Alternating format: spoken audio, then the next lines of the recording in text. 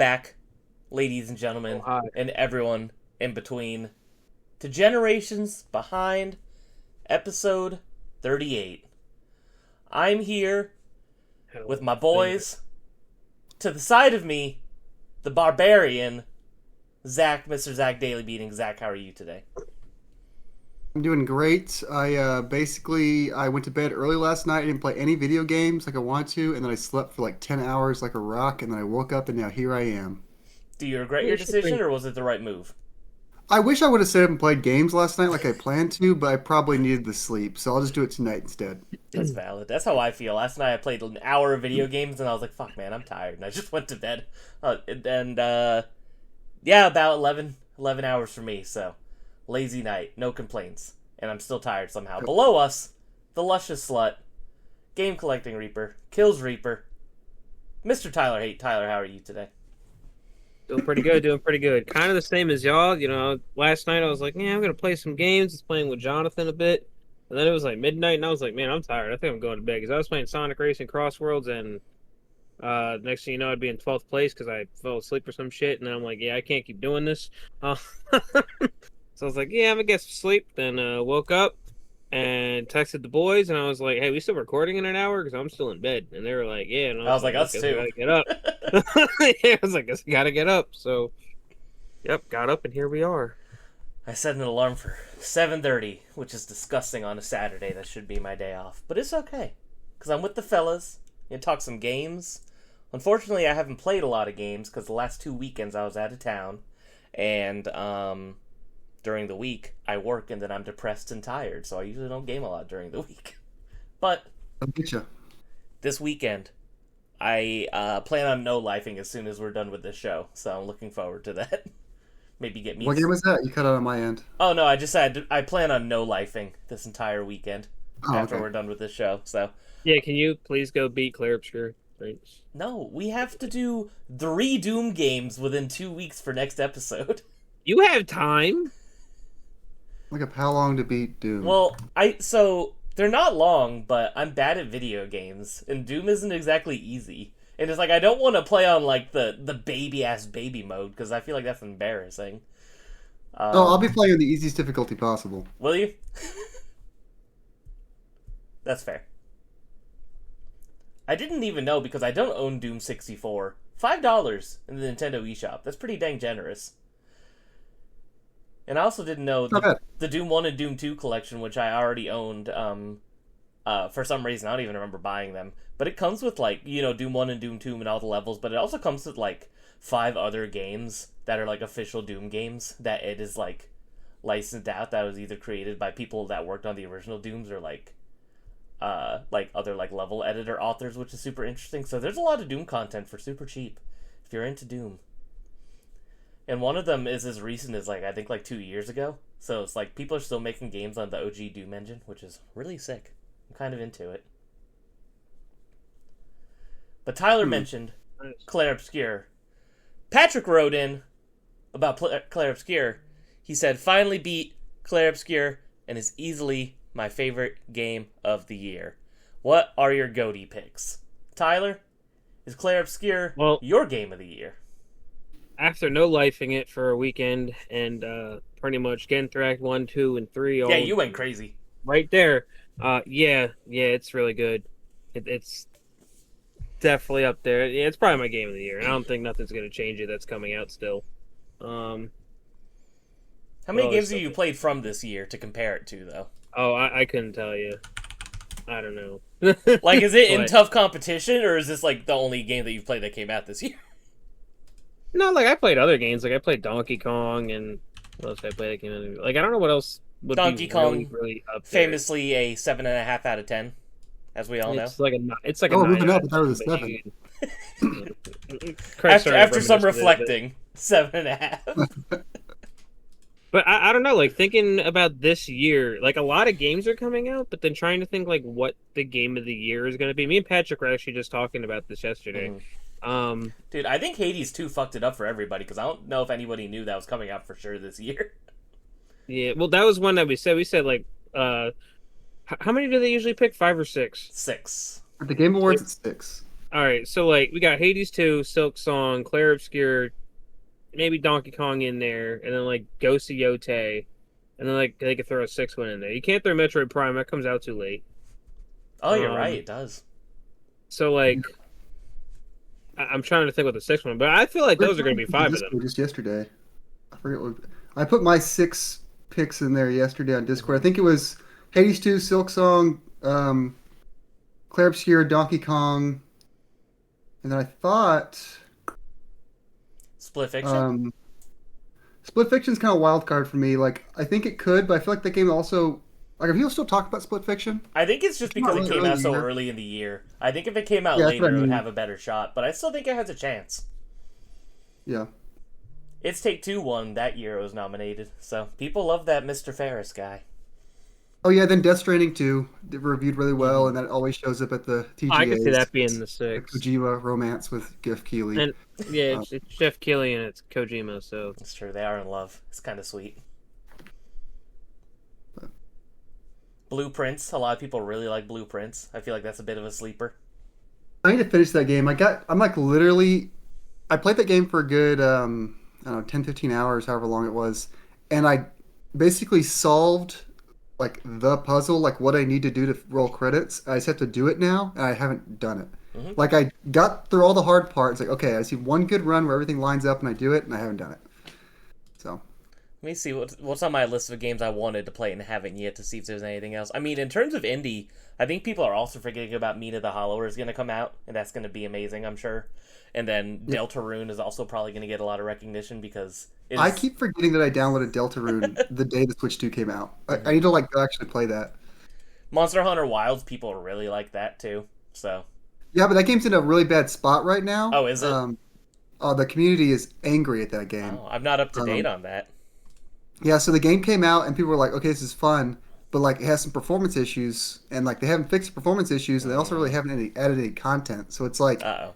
the tides are turning against that game right now. That's not good. Wasn't Splatoon Raiders supposed to be this year too? I feel like we haven't heard about it again though. I don't know if they said specifically when it was coming out. They just like announced it and said more to come, I think. But I don't remember exactly what they said. I know we're probably actually going to have an Avow sweep, if anything. Avow is going to take every award home this year. It's going to be like 2023 Baldur's I Gate 3, liked that so. game. It was fun. It wasn't like Game of the Year quality, but it was definitely a good game. I really want to check it out, actually, because I don't have an Xbox anymore. I was like, man, I want to play this, but I don't want to spend $70 on it. And then I remembered, it's probably on PC Game Pass, which is increasing in price, of course, like every other tier of Game Pass, but PC Game Pass is still the cheapest one, so... Yeah, Avowed is like Elder Scrolls Light. It carves off all like there's a bunch of mechanics missing, but like you have the basic Elder Scrolls formula there. But you can't like pickpocket, you can't kill NPCs, you can't kill wild animals, but like the basic chunk is there. It's gotta accept it for what it is. Yeah, I still definitely want to check it out. There's many games this year that I want to play that I'm probably not going to get to them all, but that's one of the ones I might try to prioritize, because even though I know it's not going to blow my mind, it's definitely like a down my alley kind of game. But so far, my game of the year, let's look through what I've beaten this year, 2025, fellas. This is what I've beaten. A game about digging a hole. that should be it right there. I've beaten Solid. Croc Legend of the Gobbos Remaster. Donkey Still gotta Kong play that, but I wanna Bonanza. get Donkey Kong Bonanza, only game on this list confidently, not my game of the year. Elder Scrolls 4, Oblivion Remastered. Mario Kart World. Merchant 64. Poco. Spilled. And Sword of the Sea. Of these games, if we include remakes and remasters, Elder Scrolls 4 Oblivion. If we're not, Poco. Fucking love Poco. I'm glad I waited on that since they're finally doing a physical for it. I know, and it's funny because the physical is the Ultimate Edition that is more expensive digitally on consoles, which is super weird. So, but it's $40 for the physical. But I don't care. I'm probably gonna buy an Xbox copy and a PS5 copy just because it's one of my all-time favorite games. I'll own both. I don't care. That'd be fun. I would love to own like all the different like releases of all my favorite games at some point. I think that'd be a fun thing to do. It'd be very difficult and expensive, but it would be fun. All the games that you shouldn't play. Exactly. All the worst video games ever made. So yeah, Poco. As of right now, for not including remakes and remasters, Poco is my game of the year, which is a game that like 10 other people have played, but I stand by Poco, the little clown. The world's smallest clown is my best friend, and I love him very much. And it's free. So if you have a PC, download Poco. It's excellent. I'm on Tyler's boat. I think the Game of the Year race ended in April. I think it's Clair Obscur by a mile. Dude. I think Hades 2 and Silksong are going to get a lot of praise, but those games being sequels to already well-regarded games, I feel like, at least at like the main events, you know, the big award shows, people are going to feel better about voting for Clair Obscur than a sequel to an already well-renowned game that is just more of that game. Even though they're great. I love Silksong. It's my number 2. I think Clair Obscur is just a better feel-good story to vote for. So, and if go ahead. Hold on, real quick. And if Clair Obscur doesn't win Game of the Year, this thing better at least win Best Soundtrack, because the erection I got when the final boss theme hit, dude. The erection he got. Like, insane. Like, I was just like, oh my god. Did you get the platinum trophy too, Tyler? I'm working on it. Currently working on it. I got a couple more things to do. The thing that impressed me the music the most is like, you know, game starts like, oh, this is a good song, and then you go to the first area like, oh, this is a good song. In the first battle, like, oh, this is a good song. And you're like, oh wait, there's just a new song. The whole game, they keep putting out like there's a new track for every area, every boss, and they're all bangers. It doesn't stop. And wasn't there one dude that did the music too? It's just some SoundCloud dude, some guy they found on SoundCloud, and then he just makes this like historic OST. It's nominated for a Grammy, so. I think they released the OST like on YouTube. You can just like go listen to their like, you know, they released it themselves. I think. I actually went to because I only have this game digitally because I couldn't fucking find it when it first came out. Mm-hmm. But GameStop's taking pre-orders for the Lumiere edition because it's getting a reprint. Yeah. So I went and pre-ordered that because I was like, yeah, I want all the extra goodies like the journal art book thing and. You get the steelbook and I mean extra digital content, but I already beat the game, so I mean like, but I did the same. I think I mentioned it when the game came out. I ordered the physical copy and it got delivered to the wrong house, and then that copy never made it to my house, and then it was sold out. So I had to go to the digital, but I double dipped for a physical edition. I think it's the same copy, Tyler. The irony of me being the only one that got a copy at launch, and I'm the one that hasn't beaten it yet. Damn it. I pre-ordered it in my GameStop that week because I was like, oh, I want to support this game. It's cool. It's from a small studio, you know, this, that, the other. And then when I picked it up, that was the only copy they got in. It was just the one pre-order that they allocated to me. So I'm sad that I had a launch copy that just isn't. Someone out there has or got thrown away. I don't know what happened to it. Yeah, they probably went, look at this shit, threw it away. What do you if you get a package? What's a PlayStation 5? Delivered to your house.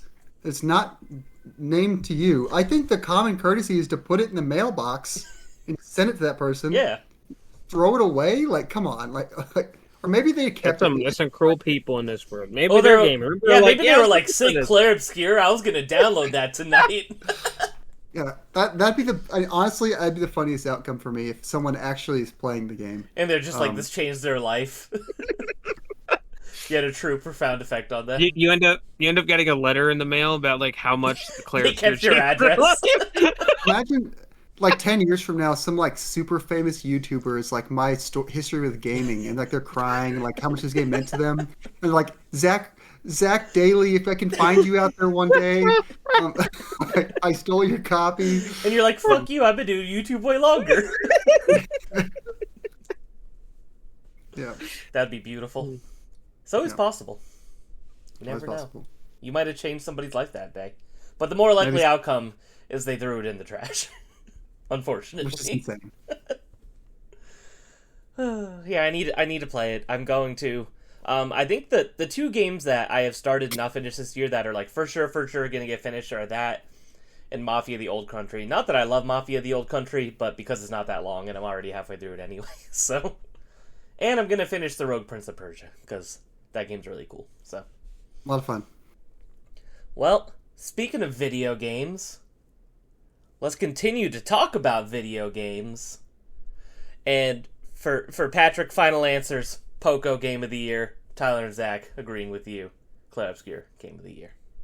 Even though we're getting a Pokemon game this year, I'm still going Clair Obscur. But... That's true. I keep forgetting ZA is like in a month. So, dude, we're gonna have it in our hands by the quality. I'll freak out. Oh, it won't. But like Patrick was telling me, he's like, even Pokemon for you, and I'm like, I mean, at the end of the day, it's Pokemon. I love Pokemon, but like, it's Pokemon. Like, I don't know, like it's not something wrong. I do love the Xenoblade-esque combat, though. I'm very excited for that. So, by next episode, we're gonna have it in our hands. Are we? Is it out? No, really? I thought it was 2 weeks. November. No, 2 weeks, bro. It's October 16th. Shit. Okay, I guess I need to pre-order that or buy it or something. I didn't even know. I thought this was like late November. We need to get on it. By next episode, we're gonna have it. Dude, I cannot believe that there's been people saying this is a slow year for video games. This is like possibly like one of the top 5 best years for gaming, period. There's so much good stuff. Can't keep up with it. I don't understand. There's way You too kind many of cut good out a video little bit, games. like as you were talking, and I don't know. Is there a top 5 games like year? would you Yeah, say? like 2025. Okay. Nothing but bangers. There's so many bangers. when Well, I when mean- the year first started, I was like, man, I don't know how this year's gonna be for gaming. And then it was just like, bam, bam, bam. Exactly. It's I definitely mean, been there's like even stuff early on, like Again, Adamfall. I dude. thought looked super sick. I never played. Atelier Yuma I wanted to check out, and I never got around to. Talking just about collections, like the Yu-Gi-Oh! Early Days collection, this Weekend in collection. I still want to get that. There's The so Yu-Gi-Oh much. thing. The Lunar collection. There's so much stuff. It's been an insane year for like Yeah, I forgot old about the games Lunar coming collection. back. You know, Final Fantasy Tactics just got re-released too. So it's like even just on the re-release front, incredible year. But all the new shit is just too much. Also, we're finally getting the Mega Man Star Force collection. Yeah. So I hope next they give us a Mega Man Legends collection and they throw Tron Bond on that shit because I want that value to tank so I can buy a copy. So Bond. Very expensive video game. needs to, like Klonoa did. You could buy it digitally on the PlayStation 3 store right now for like $5. I have it on my Vita actually. Me too. Yeah. All right.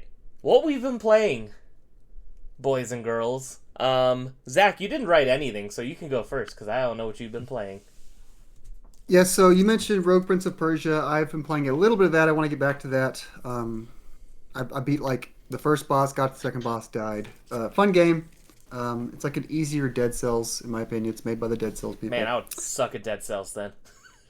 Dead Cells is tough. Dead Cells Because is I really- think Rogue Prince of Persia is tough. The thing about Dead Cells 2 is, not to get too much into it, but they when you beat the game, it's like, all right, now you can actually start increasing the difficulty, and you have to beat the game on the higher difficulties. And I think man. I beat the game on base difficulty. I beat the game on +1. I couldn't beat +2, and it goes up to like +5, and Holy there's an shit. actual last boss, and it's like I can't do that. No. But yeah, Rogue Prince of Persia, I'm a big fan of that. It makes me want to check out other games of this genre since this was kind of the first besides Balatro that I played. I really know I should probably check out Hades if I'm going to do any of them next. Hades But- is the one to check out, like, because it has a good story, has really good like characters, and Yeah. voice acting, all Right. that. So it's a fun experience outside the gameplay. Yeah, as much as I suck at Rogue Prince of Persia, I'm talking about now. I don't mean to take over just because I don't want to tread on again when we get back to me. I just can't get over how good the movement feels. It just feels so good to run around and jump over people and stuff. It just feels excellent. The like weird like kind of like Persian music with like the trap beats over it is just so good. Everything about it is excellent. I love the music. I'm a big fan. Could not care less about the story or the narrative. I skipped through every bit of dialogue of that game, I can't lie. But everything else about it, just like movement, feel, the art style, excellent. I haven't gotten past the second boss yet either, but I've only gotten to him, I think, 2 or 3 times. And I think he is very difficult. So I'm kind of just hoping that I could grind myself up enough to be like, oh, I could revive twice on a run. That way I could just kind of power through it. That's kind of my goal right now. To get the platinum trophy, there's a trophy to beat each boss without taking damage. And that is insane to me because the second boss, I don't even know how you could avoid one of his attacks. And that's why I keep dying, because he does this beam that goes over the whole screen, and I'm just like, how do you even avoid this? I'm like, I don't know if you just have to do like a perfect dodge time or what, but gets me It's every got to time. hide behind a wall and just doesn't go through the wall. Oh, see, Yeah, I'm I remember- stupid, so don't listen to me. I didn't even notice that. I'm just like, ah! Run around the whole thing. Just panicking every time I'm circling around the arena, and I'm like, oh well. Speaking It's of fun. trophies, we got to beat bosses with no damage. That freaking one like Ben 10 game I played on the PS4, the shitty looking model. Yo, yo, yo. That's a No, you had to throwback. beat. It I was is gonna bring that up throwback. next. Yeah, I figured. But That's no, the next you had to game beat. you've been You playing. had to beat. Yeah, you had to beat the final boss without getting hit. But that game was so fucking buggy. You'd just be out of the thing and you get hit and you had to restart it because your health would go down. And it It's the was, worst. yeah, it was terrible. That's what you get for playing a Ben 10 game in 2024. Fucking Ben. No, that was probably like 2023 actually, but he got around on a little scooter. Yeah, it was a good time. Shout out to Ben 10. That was so cool back in the day. The original Ben. The original 10, Ben not 10 was these- so good. Alright, back to what you're playing, Zach. Sorry, I didn't mean to take over. No, no worries. I also started Ghost of Yotei. I played like an hour. That was what I was going to play last night. Had I not fallen asleep, I was planning on playing it pretty late, but I did not. So I'll be playing that today after this. I really like Tsushima. I platinumed it. It's one of my probably one of my top 25 games all time. I love Tsushima. Yeah, I was gonna say, I thought you were a big Tsushima fan. Yeah, so I'm really looking forward to this. So far, it just feels like almost to a fault, like it's more Tsushima. It's like, yeah, I like that a lot. But I'm sure they added new mechanics. I know they changed the way weapons work in this game. I just haven't got around to that yet. Like Tsushima, you have different stances with your sword. This game, you have different weapon types. But so far, I just have a katana. So, yeah, looking forward to playing that more. I've been playing more of Dark Deity 2, that indie Fire Emblem like. And I've forbade myself to play Final Fantasy Tactics until I beat that because I can't have two tile RPG games to my Switch at once. That's fair, that's rough. Even though I really want to play Tactics, I'm going to make myself beat Dark Deity 2 first. Which version of Tactics are you gonna play? The original or the quality of I'm gonna do life the voice version? The one with voice acting and stuff. Yeah, You need your I boy want Ben Starr.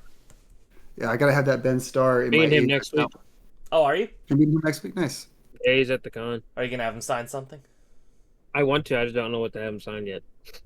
Look Get up a the most picture of him. obscure thing he's ever done and have him do that. Get a headshot of him as Tifa. He did that skit where he dressed up as Tifa. Get that printed out and have him sign that. Well, technically, the most obscure thing, Craig, would be Claire Obscure. That's fair. But Good point. I really I'm enjoy gonna look that it up while he you're talking. is such a massive fan of Final Fantasy VIII, which is not a lot of people's favorite, and he's always touting about how much he loves that game. Mad respect. There's I don't know if that call is spoilers, but in Claire Obscure, the character he voices, if you come there's an area you can walk up to a train, and his character canonically really likes trains, which I think is a nod to Squall from Final Fantasy VIII, who likes trains.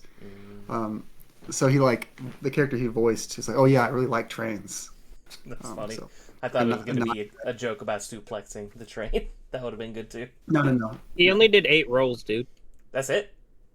Yeah, he did Hades 2. He did Final Fantasy Tactics. Date. He's in Hades everything. too. Yeah, Prometheus. What the? Is this guy not asleep? Like what the hell? Not since Final Fantasy 16. And then I mean, Claire obviously blew Obscure. up for him, so The First Berserker, Tekken 8, Final Fantasy 16, and Arknights. That's what he all did. I mean, say what you want about say what you want about Have him sign my copy of Tekken 8. yeah. Fucking love playing as Clive in Tekken 8. Can you sign that? What? Say what you want about 16. I do think the voice acting was really good in that game. So Did you say Dead Take, Tyler, by chance, or no? No. I don't know if that's I don't listed think so. okay, because that's a game I heard about recently through another podcast. It's an That's FMV game with him and Neil Newbon, where it's I guess they're both auditioning in Hollywood for the same the same role, but it's a horror game. It's supposed to be really good and interesting. So and FMV games is something I've always wanted to delve more into, because it's just an interesting genre that I feel like there's not a ton of FMV games. So I want to check that out too, because that was also this year, and I've heard really good things about it. Only one I ever played was The Infectious Madness of Dr. Decker, and that game was awesome, and that was many years ago now. So Decker, what a name. yeah, just the name is really good too. But yeah, so there's another one for you. So he's done 9 roles. But yeah, Okay. Dead Take. That's up on my list This as website's well. lying to me. It is lying to you. when I think of FMV, all I can think of is Night Trap. Night Trap. Night I Trap even is a played game it. I would also love to play. But it seems annoying because it's like unless you have a guide telling you exactly what to do every like millisecond, you can't beat it. And I'm like, that's The not one fun. time me, Jason, Jonathan were all together and we were trying to play it at his house. Yeah, we're doing so bad. It seems So bad. impossibly hard unless you like have prior knowledge of every camera you're supposed to go to. So I remember, like, we were doing really terrible, and we actually like this is when like Limited Run did it, and we got a Limited Run copy, mhm. and that's when we were playing it. And I tweeted it to Limited Run, and I was like, "Damn, we did horrible though." Because we had no idea what the fuck was going on. So you go back in my Twitter, you go all the way back, you'll probably see it.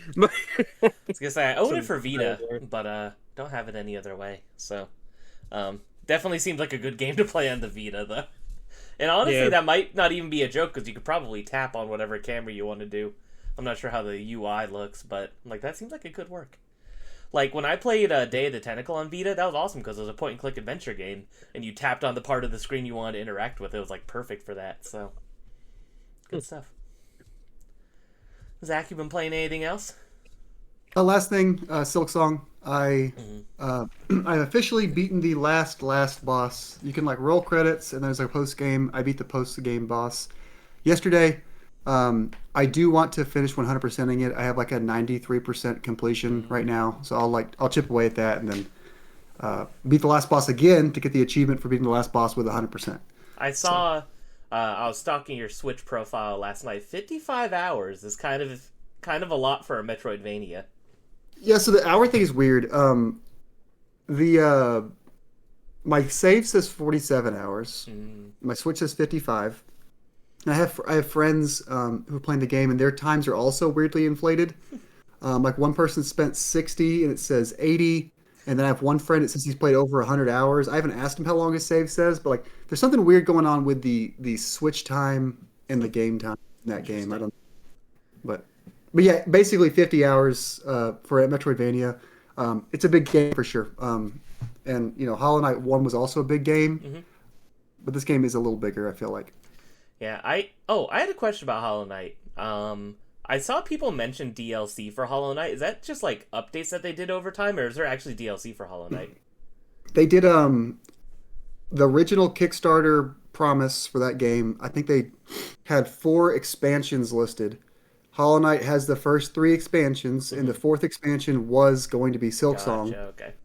So that's why people who backed the original game got Silk Song for free. Oh, okay. Because that was the 4th promised DLC. But yes, there's the expansions are woven into Hollow Knight 1, so if you just play it now, you won't really know what is expansion, what's original content. Okay. It's just in the game. Gotcha. Because I was thinking that, I was like, I don't ever remember seeing DLC for this game, so I figured it must have just been like updates or something that they added to it, so that makes more sense. You can go through and like look through what was added. It just they kind of just threw it in the game naturally. So Yeah, I've seen clips of the like penultimate boss in Hollow Knight, and I was like, I ain't going for 100%. That looks way too hard. So I'm gonna. It's tough, sure. I'm probably just gonna mainline Hollow Knight and then get to Silk Song eventually.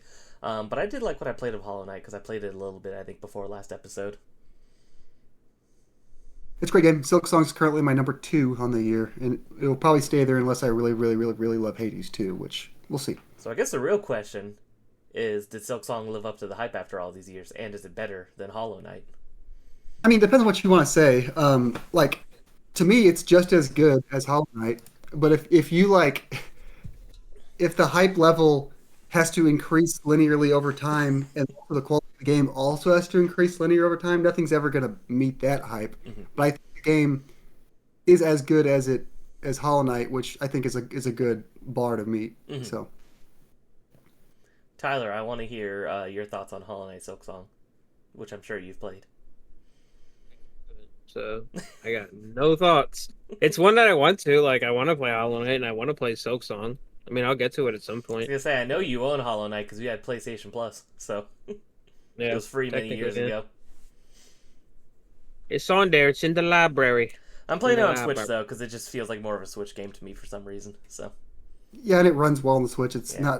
not asking for much. So that's true. I bought it when it launched many years ago, and I just never finished it. So I've had it on the pretty much downloaded on my Switch since it came out, and I just never finished it. Even when I imported it into my Switch too, I was like, oh hey, Hollow Knight.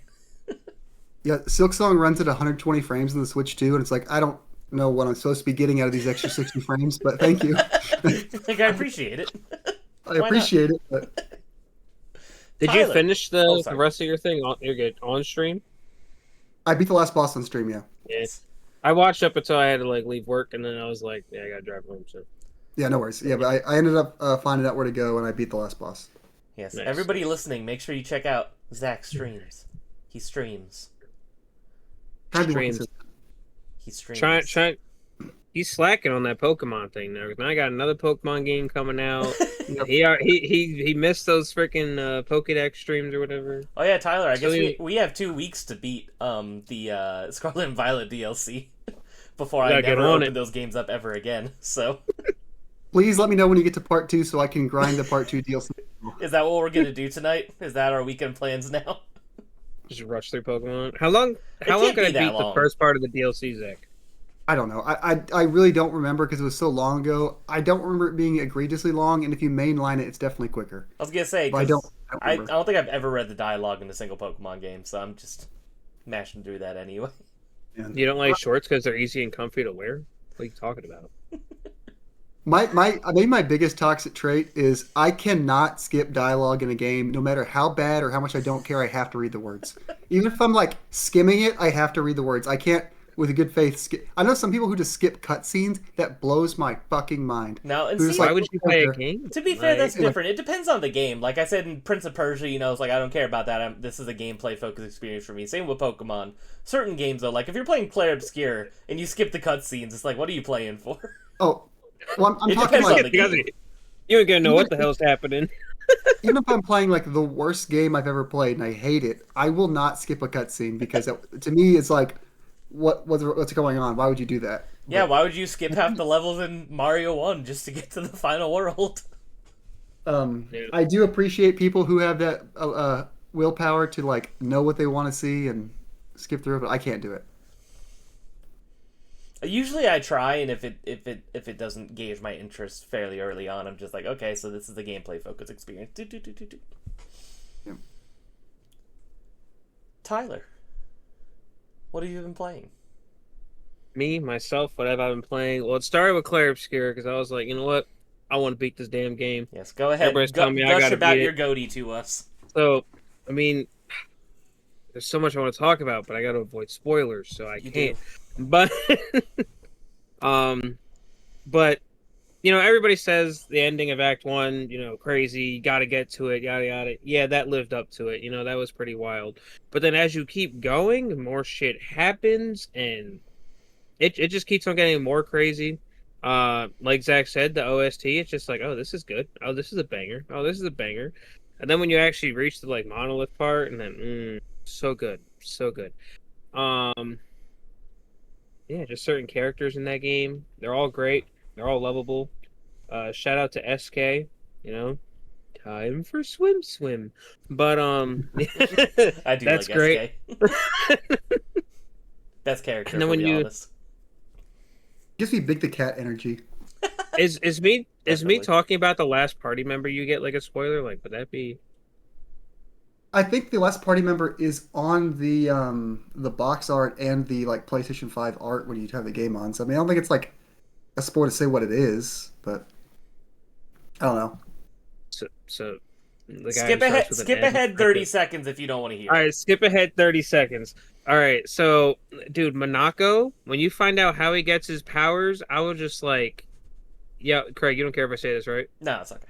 All right, yo, this man got a foot fetish. Like, Jesus. he just takes all their feet, and that's how he gets their abilities. There's like Incredible. fucking 50 abilities you gotta get. I was just like, I haven't gotten there What yet. the Now fuck? I'm excited. Yeah, you specifically have to hunt the monsters and get one of their feet, and then he like his gimmick is he plays like a enemy skill in FF7 where he like gets an enemy's skill onto his attack list. That's wild. But you do it by taking their feet. Incredible. I was like, man, this game's just crazy. And then I did the one like side beach thing, and you get his swimsuit, and he's just in a Speedo, and I was like, it's great. But yeah, all right. Besides all that, game incredible. Craig beat it so we could talk about it. Yeah, I need to. Yeah. We should do a. Yeah. Once we do it, I feel like that deserves like a 0.5 episode of Generations Behind. Well, That'd be neat. I would like us to start incorporating point fives more when we just want to talk about something that's not like retro focused. I think that'd be fun. Anyway, should be good. Zach, you look upset about that idea. As you pucker. No, I think you've been cutting out hard for me. You've been cutting out hard for me this whole episode, so I'm just kind sorry. of guessing what you're saying. So I That's so assumed that weird. you said. I assumed that you said 0.5 episodes or something that we should do to have talk some about specific games or something like that. Yeah, sorry, that's so weird. It's showing me I have perfect connection. I apologize. That's why Maybe- I just maybe agreed you with do. it. And I was like, yeah, okay. Okay. But But yeah, I like the idea of doing 0.5 episodes when we just want to talk about something that's not like either a full episode's worth of talking about or like if we want to just like talk about something not retro focused. So I think that'd yeah, be good. that'd be pretty neat. I'd be down for it. Or if we want to fuck with each other because we've done that twice now. So and that's also been fun. I think the best was having it go up on your own channel without you knowing. That was That incredible. was great. Part of me thought it was hilarious, and part of me was like, "Damn!" I'm like, "Did my wife give them my YouTube login? I don't know if I like that." Yeah, we know your password. Yeah, we know. Hugh Jackman's hung 105. Exclamation All right. point. Oh yeah, don't forget the exclamation point. He's probably gonna change it now to like 2 exclamation points, so just keep that in mind. Or I just leave it and everybody has access to my YouTube channel. That'd be pretty incredible too. That'd be a fun All right. bit. Have your YouTube channel is public. Everyone has access to Just for it. like a day, and I'll just see what happens if anyone does anything to it. Man. But yeah, and then also Claire's here right now. I'm just cleaning up all the side content. Got a few collectibles left, couple fights. Still gotta do the super boss. But I seen a little guide on how to just easily do that, so I'm gonna do that. I recommend using the guide. That boss is fucking hard. When I seen how much health he has, I was like, what? I did not beat that boss. I say legitimately. I cheesed it. I found a one-shot build and I beat it like that. I was not gonna. Yeah, I guess the original one in the beginning of the game when it first came out got patched or something. But now there's like another way to do it. Yep. Using There's Morocco definitely you can do some silly stuff with damage at the end of the game. So yeah. So that's what I'm gonna do. Other than that, got Sonic Racing Cross Worlds. I no life the shit out of that. Did you pay for Going early for the- access? Yeah, me and since it's digital only for the early access, me and Jonathan we just went half and half on it. Nice. Since we like games for the account, so it was like $45 each or whatever. So yeah, I've been no life in that. Had to beat all the cups on 3 different modes. I had to do time trials on every track 2 times because you have to do it on Sonic Speed and Supersonic Speed. Kind of ridiculous. Did you get the you can't platinum? just do one and give you both. So no, like I tried to see, I was like, oh, maybe if you do the faster one, it'll give you the older one because that's what it does for the Grand Prix Cup. Nope, don't work like that. Bastards. So yeah, did all that. Now it's just literally grinding for tickets because you don't get as many tickets. Like for what I played last night, I only went up like 100 tickets, and you need to get all the horns. Each horn is 500 tickets. You need to get all the decals. Each decal is like 200 tickets, and there's like 32 of them. You had to spend 3,000 tickets to get an AI skin. Yeah, it's just crazy. But some people already got the platinum because they've been apparently there's like a ticket method where you can spend all your tickets and then back up your save from PlayStation Plus Cloud, and then you'll have the tickets back. So I don't know. I might save up. I think you got to save up 1,600 to get all the decals. And then Nothing just like an back old it up. trophy cheese. Yeah, but I mean, eventually I'm gonna do it anyway because I'm gonna keep playing it. This weekend's the Hatsune Miku event, so I'm planning to course. get like the extra stuff. All right, I have to go That's to the first GameStop movie. after this, guys. Need my girl Yeah, hat, this- Mike.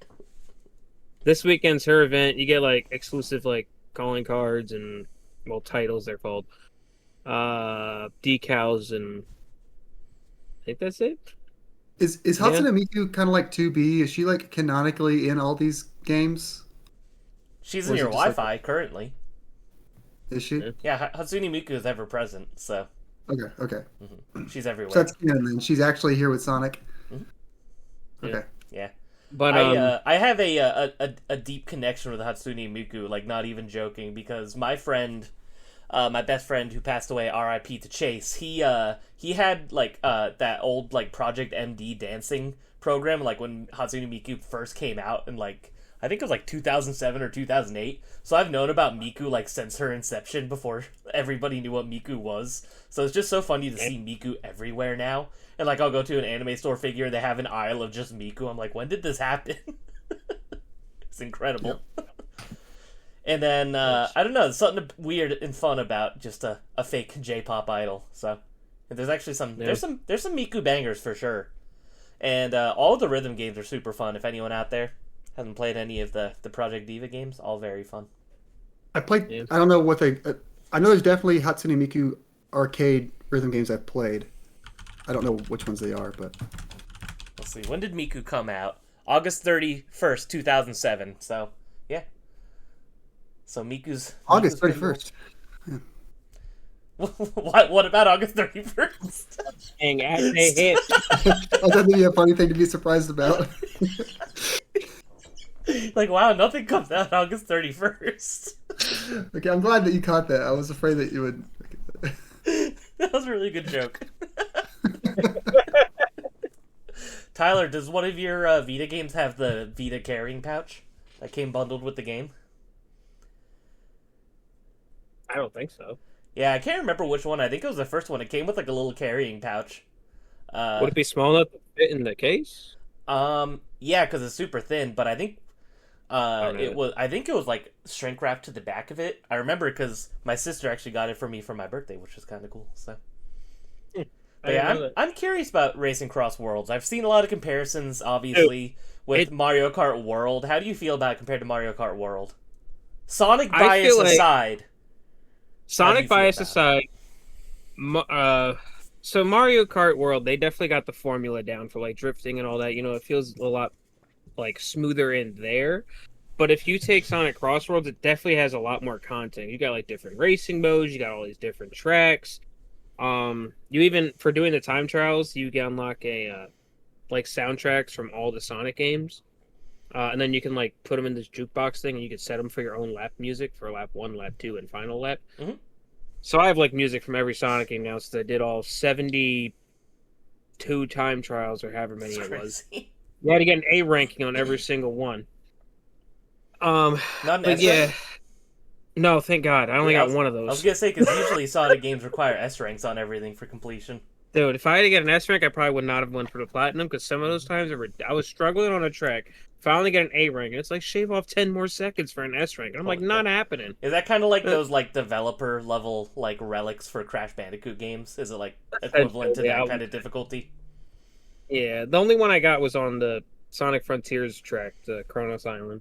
Mm-hmm. But yeah, I mean, I feel like it has a lot of content, and it seems like it got a great post-launch, like, you know, lineup coming for it.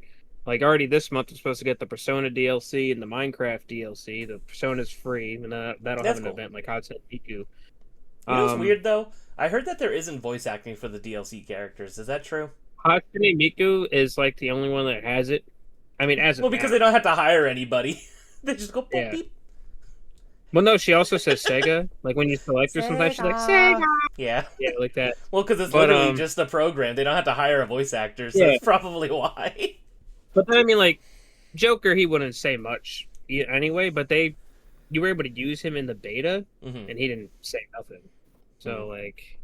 That's fair. I guess you kind of get away with it because he's a silent protagonist, but he's not totally silent.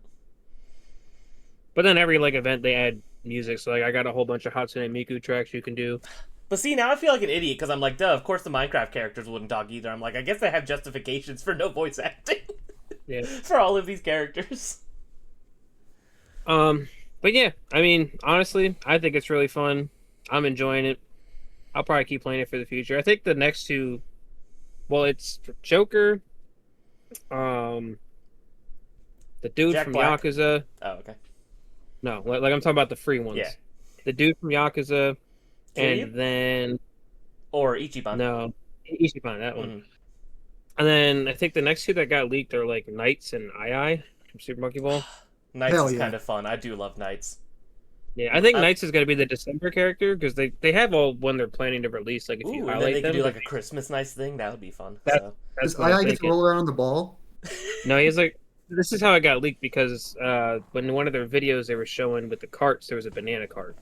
So people are like, I don't want to play it. I want II and a monkey ball or nothing else. Exactly. how would you drift, dude? Let's. It's a video game. Who gives a shit? We have a wreck, a fucking this is blue This is supersonic hedgehog in a car. How would you make the ball drift? Like also since Fuck you said, you, man. fuck you, man. It's a video game. But since you said how would Supersonic, whatever, you unlock Supersonic for like Spoilers. beating all 23. It tells you in the game. They show you like beat these rivals and you get Supersonic, right? So I thought maybe it was like, oh, they would just decrease your ranks like they do in all other games, right? No, he's just invincible. You Hell don't yeah. get hurt by items. You don't like. So I'm keep guessing going. this I'll is a just single player only character. Yeah, you can only use them in Grand Prix. Can't That's use them fine. in anything else. Don't you love when your reward for 100%ing a game is something that would make everything else trying to 100% the game easier? I do like. Like, that you there get is the a cool ultimate reward. weapon after you've done everything. It's like, well, But I do like that they award you something. that's fair. It's better than nothing. It's just that's always silly to me that this is just a thing in video games. Back to Mario Kart World, like in Mario Kart 8, when you did everything, you unlocked Gold Mario. I thought it was like a cool trophy. In Mario Kart World, you don't get anything. It doesn't even like acknowledge you got everything. It's just like, oh, Didn't they update it and there's finally a checklist for everything in the free roam now? I have no idea. I've I've heard not gone about back. this. If they did, that's great because it should have been there from the start. But, Yeah. I'm kind of baffled by the lack of that content in that game. Yeah, and no updates yet, and it's been, 6 months? Yep. I Oh, really not 6 thought this months, last direct would have like a map pack or some sort of free update or something. For Donkey Kong Bonanza or something, right? Yeah. Anything. Yeah. Instead, we got $20 DK Island. I was scrolling through the eShop last night just to see, because I'm like, is there anything, that's come out that I missed? And I saw the bundle for DK Island and DK Bonanza for $90, and I was just like, that's why they didn't make DK Bonanza an $80 game, because they wanted to make it a $90 game a few months later. Yeah. Greedy Great. Nintendo is back, ladies and gentlemen. Yep. And then what else? Pac-Man World 2 repack. Picked that up. Started that. Not too far into it. A lot of the enhancements are pretty cool. Like they added, there's like an extra move now, the hip attack or some shit. Oh. You got little like gachapons that you can like earn medals in and get different figures to like customize the hub world per se, and then like different arcade games you could play. I think that was in the original, the arcade games, but now it's like gacha machines involved with them and stuff. How funny. Speaking of that, going for the platinum trophy, more time trials. There's time trials for every single level, and you have to get a gold medal. Dude, Even the luck. bosses. Good even fucking the luck. There's bosses. some hard levels in Pac-Man World, too. Dude, I did the whole first row, got all those. I'm trying to just do a level and then 100% it, and then move to the next level. Mhm. And man, because you have to complete all the missions in a level, and then you have to get the gold time trial to get a gold crown. And That's hard. it's been something. I've been picking it up, putting it down a little bit. That's I gonna was be like, a really okay, tough platinum, honestly. Yeah, so especially when I get to those later levels, I don't know. Yeah, It's I'm gonna be a very. little rough. Part of me wants to check it out, but part of me doesn't, because I heard that they changed a lot of the boss battles, and I know it sounds silly because I know in the original a lot of the boss battles were the same, but I really liked them, so I'm kind of like, I wish they didn't change it. Yeah, I really do love the original game. That's a childhood Like, I'm game not- for me. So I'm not that far into it. I beat the first world, second world. I'm going through it right now. I'm trying to do the time trial for that level where you're like up top in the trees and you're bouncing on all the bounce pads. You got the safety net at the bottom. You know what I'm talking about? of course I do. Yeah. Fuck the time trial. I But- love the atmosphere of those levels, like the dark, like nighttime forest. I'm so nostalgic when I hear music from that game. Like a single tear every time rolls down my eye. I'm like, it's so beautiful. Yeah. I fucking love Pac-Man World 2. And yet I've never beaten it because it's too fucking hard. Once you get to the end, like we were talking about I it don't- pre-show, but like in those volcano levels, you have to like do a bunch of like really perfect like speed like dash runs over all these ramps, and it's just so hard to land. And as a child I couldn't beat it, and then when I went to replay the game as an adult, I was having a great time, and I got stuck at the exact same part I did as a kid, and I was like, I guess I'm just not meant to be able to beat this game. Did the original have voice acting? I don't remember having voice acting, no. Okay, that's what I I thought. could This be one has wrong, like full but- voice acting. Like Okay, everybody so- talks. Waka waka waka waka waka waka waka waka waka. That was a pretty good one. But yeah, so I'm playing that, and then lastly, I mean, just this past 2 days, I tried the Black Ops 7 beta because I was like, why not? It's Call of Duty, and I don't know. I don't know. The maps are like way too big, way too open. Call of Duty needs to go back to its like. I'm gonna keep this one short. Like it's 3-lane formula, nice and simple, not all open, getting shot in every direction. I don't know, but the beta has zombies mode, so you can play zombies in the beta. So that was kind of neat. It's a little tiny ass farm map, but yeah, you both check out the yearly COD, at least for a little while, don't you? I thought you played last year's, didn't you? No, I downloaded it, never played it. I have not played a Call of Duty in a few years, actually. I remember last year when we were all there for the expo. I remember you talking about it, but I didn't know you never ended up trying it. No, I love Call of Duty. I used to play a lot of Call of Duty. I have since stopped playing it because it's just a time sink. So I've tried to play like new releases, and I meant to play last year's to like because I hadn't played in a couple years, and I just never played it. Fair enough. Yeah. Call of Duty. That's what I've been playing. So, Craig, you go ahead, and I'm gonna mute my mic because I gotta make a phone call quick. Okay. Oh, okay. Right. You're good. So I haven't been playing much, like I said, out of town the last couple of weekends, unfortunately. But I mentioned Prince of Persia already, and the other game I've been playing has been Doom, which I only started last night. I didn't really know how Doom was set up, because I knew there was like different episodes and way of split up, but I was like, I didn't really know it was considered like Doom. Like, I'm like, is it just the first episode? I'm like, is everything else kind of like expansions there, at least later on? And do you know anything about this, Zach, or no? Because you haven't started playing, right? No. Yeah, okay. So there's 4 episodes for Doom. Bless you. Good lord. Sorry. So there's 4 episodes. The original 3 came out when the game came out in 1993, I believe. And then there's a 4th kind of like final episode that I think was released later on, I think in 95, as part of what was called Ultimate Doom. And they all go together. And like, that's kind of what's considered Doom 1 nowadays. It's not what was originally released as 3 episodes. It is the original 3 plus the 4th that came out a few years later. I played through the first one already. I'm halfway through the second one. The difficulty spikes very quickly, which I kind of respect in a way, because I was doing some research last night. Apparently, episode 1 of Doom was freeware, even back in the day. So it was essentially like the first third of the game was a free demo that you could play to convince you to buy the rest of the game, which is kind of interesting. I didn't know that. So I went ahead and did that, and I kind of like that you jump right into the second one. Difficulty spiked right away. Kind of expect you to know what you're doing since you already played the first episode. But I don't want to go too deep into it since we're going to be doing a whole episode about it next time. But I will say, enjoying my time. And Doom is just always fun. So I've played some of the first Doom way back when. Never finished it though, so I'm excited to get through 1, 2, and 64. A lot of Doom heads say 64 is the best one, so excited to check it out. I look forward to trying it out. I'll probably download them today while it's on top of mind. How are you going to play? Switch?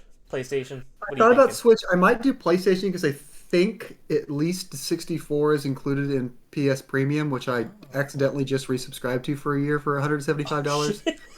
So I want to get something out of that. Ooh, that's expensive. I had it on auto renew, and I do this to myself every year. I always forget about it. And I always forget to turn it off. It's the worst. Yeah, like I check my bank account. It's like $175. What the hell is this for? And it's like PlayStation Plus Premium. Like, God damn it, Jim Ryan. Jim Ryan. Blame him still. So I'll play it on there. I think just to get used out of that. Damn it! Who is the new PlayStation head? Is it Hiroki Totoki? Is that his name? Are they still sitting there with 2 like dual heads, or do no? I think what's his name got demoted. Yeah, okay, that sounds right. Herman Holst. Herman Holst is like PlayStation Studios lead or something like that. Yeah, and then I think Hiroki Totoki is the I think the we still leader blame of the Jim bunch. Ryan, Jim Ryan caused everything and then left. I know, but shout out to his photo of him with the controller. My favorite photo of a CEO I think ever.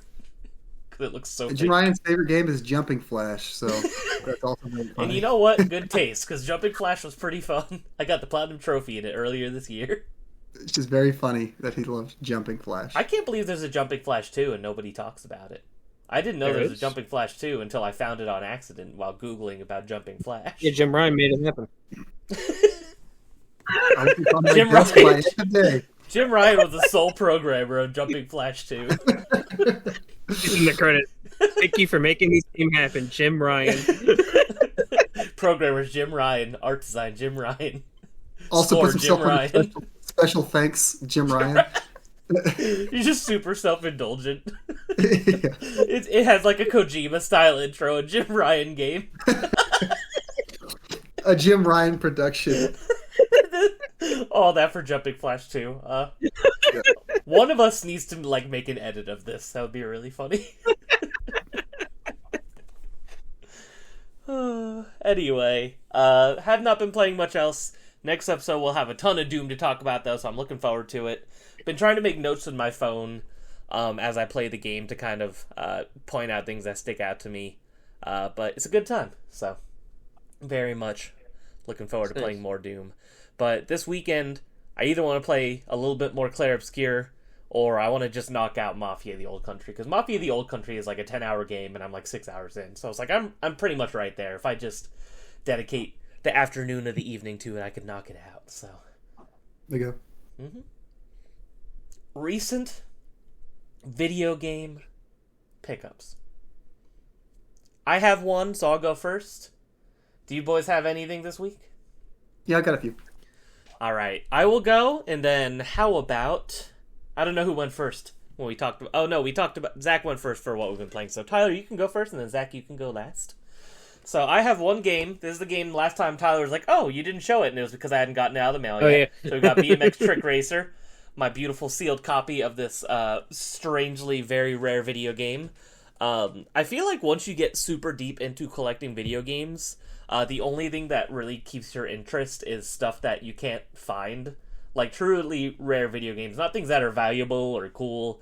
It's like, it's the weird stuff that you've never heard of before. So, especially if there's a Game Boy Advance game I've never heard of before, if I look up on eBay and see that there's like 3 copies, I'm picking that bad boy up. So, shout out to the Bird Dog for sending the link on that one. It really sold Dill Tavern out. They had 4 copies and they all sold within 3 minutes. He was probably like, oh fuck, I should have priced that higher. Tyler, what you got for us? Alright, I got 3 games. They're all PS5 games. The one, I put the alternate cover on because it makes me feel nostalgic. That's Pac-Man World 2. I love 3-pack. it. Love it. We got that. Little basic Also, back. shout out to this game being $30. Incredible exactly. deal. For a really, like, a high-quality remake of a very good game, they could easily charge $50 for that, and they're not doing it, and I respect it. I took their survey. They had like a customer survey for playing it or whatever. And it was like, would you be interested in seeing a Pac-Man World 3 repack? And I was like, yeah. And I was like, would you consider buying a new game in the World Series? And I was like, well, yeah, duh. Maybe that's what it's leading up to. That'd be cool. Yeah. Especially if 3? you get 3, because I never really played 3 much. Yeah, I was gonna say, Pac-Man World 3 is the only one I have 0 experience with, so it'd be interesting to see. Picked up Martha is Dead, because Oh, okay. she's dead. You want to look at it that way? Yep, there's Martha. Ooh. There's Martha, she died. So, but yeah, I don't know. It was $22.99. Picked it up. Figured why not. I've actually heard it's a pretty good game. Really? I heard talks about it, yeah, a while back, and I've heard that's actually pretty good. Kind of like a hidden gem horror game, so. It has everything in it. It has like a poster, it has stickers, Hell yeah. and here, get a digital tarot card set. Shout out. Oh my god, someone's gonna use your code. I don't care. I That's don't want probably digital already tarot used cards. because it was used the game. Probably. Well, I don't know who's using digital tarot cards, bro. They'd be like, oh, okay. I feel like it doesn't work if you do it digitally. I feel like that kind of defeats the purpose of throwing tarot cards. But yeah, I picked that up because when I tried searching for it, there was only like I think 2 copies listed or something. And I was just like, yeah, why not? $20. Yeah. Oh, and then lastly, I picked this up on a whim because Jonathan doesn't even know I bought this yet, but I know he has it and he wants to play it, so I bought Killing Floor 3. Fun. Yeah, probably get around to that sometime. Oh, It's totally always off a- topic. I want to bring it up before I forget, because you showed a PS5 horror game. Silent Hill F also looks great. Another game that came out this year, and I'm like, fuck, dude, Silent Hill F looks so good. Okay, sorry, back to you, Tyler. Oh, no. I agree. I was, like, debating it, because I was like, I kind of want something, like, spooky to play this month, you know? And I was like, ooh, Silent Hill. But I also, my only experience with Silent Hill is a little bit of 1. Mm-hmm. Like, I never really played any of the others, but I was like, oh, that's getting good for me. I just picked it up. I also had the Silent Hill 2 remake I could play, but... I've watched hundreds of hours of video essays on all the Silent Hill games, but I've never actually played any of them, so... So I know a lot about all of them. My wife is not much of a gamer, as I've said on this show, but it's like, she loves horror games, and she loves Puyo Puyo. That's pretty much it, so it's like... She's watched like every Sphere Hunter video on everything, and all these other kind of like Resident Evil and Silent Hill YouTubers and stuff. So I've learned a lot about these games over the years, and they all seem great. I'm just kind of a coward, to be honest, so they're always on the back burner. But something about Silent Hill and F, I'm like, it's the first Silent Hill in years, that's new, and people seem to think it's really good. So the setting is cool because it's like old Japan. It's not even like modern day. So a lot about it is making me want to check it out. So you love horror movies, but you're a coward for horror games? It's different when you're in control. When you watch a horror movie, it's not on you. Yeah, it's kind of true. When you're playing a game, you kind of get into it. It's like, if you get killed, it's on you for not being a good gamer and running away or attack whatever else. But yeah, I pretty much only watch horror movies, so it is funny you say that. This man was on his P's and Q's playing freaking Clock Tower. He was like, oh, Scissor Man. I never ran into the Scissor Man, though, so I had the perfect run. Oh, remember? Yeah. To this day, that's a moment from the show I think about all the time. Is when I mentioned that, and Zach was like, speedrunners, like, he got the perfect seed.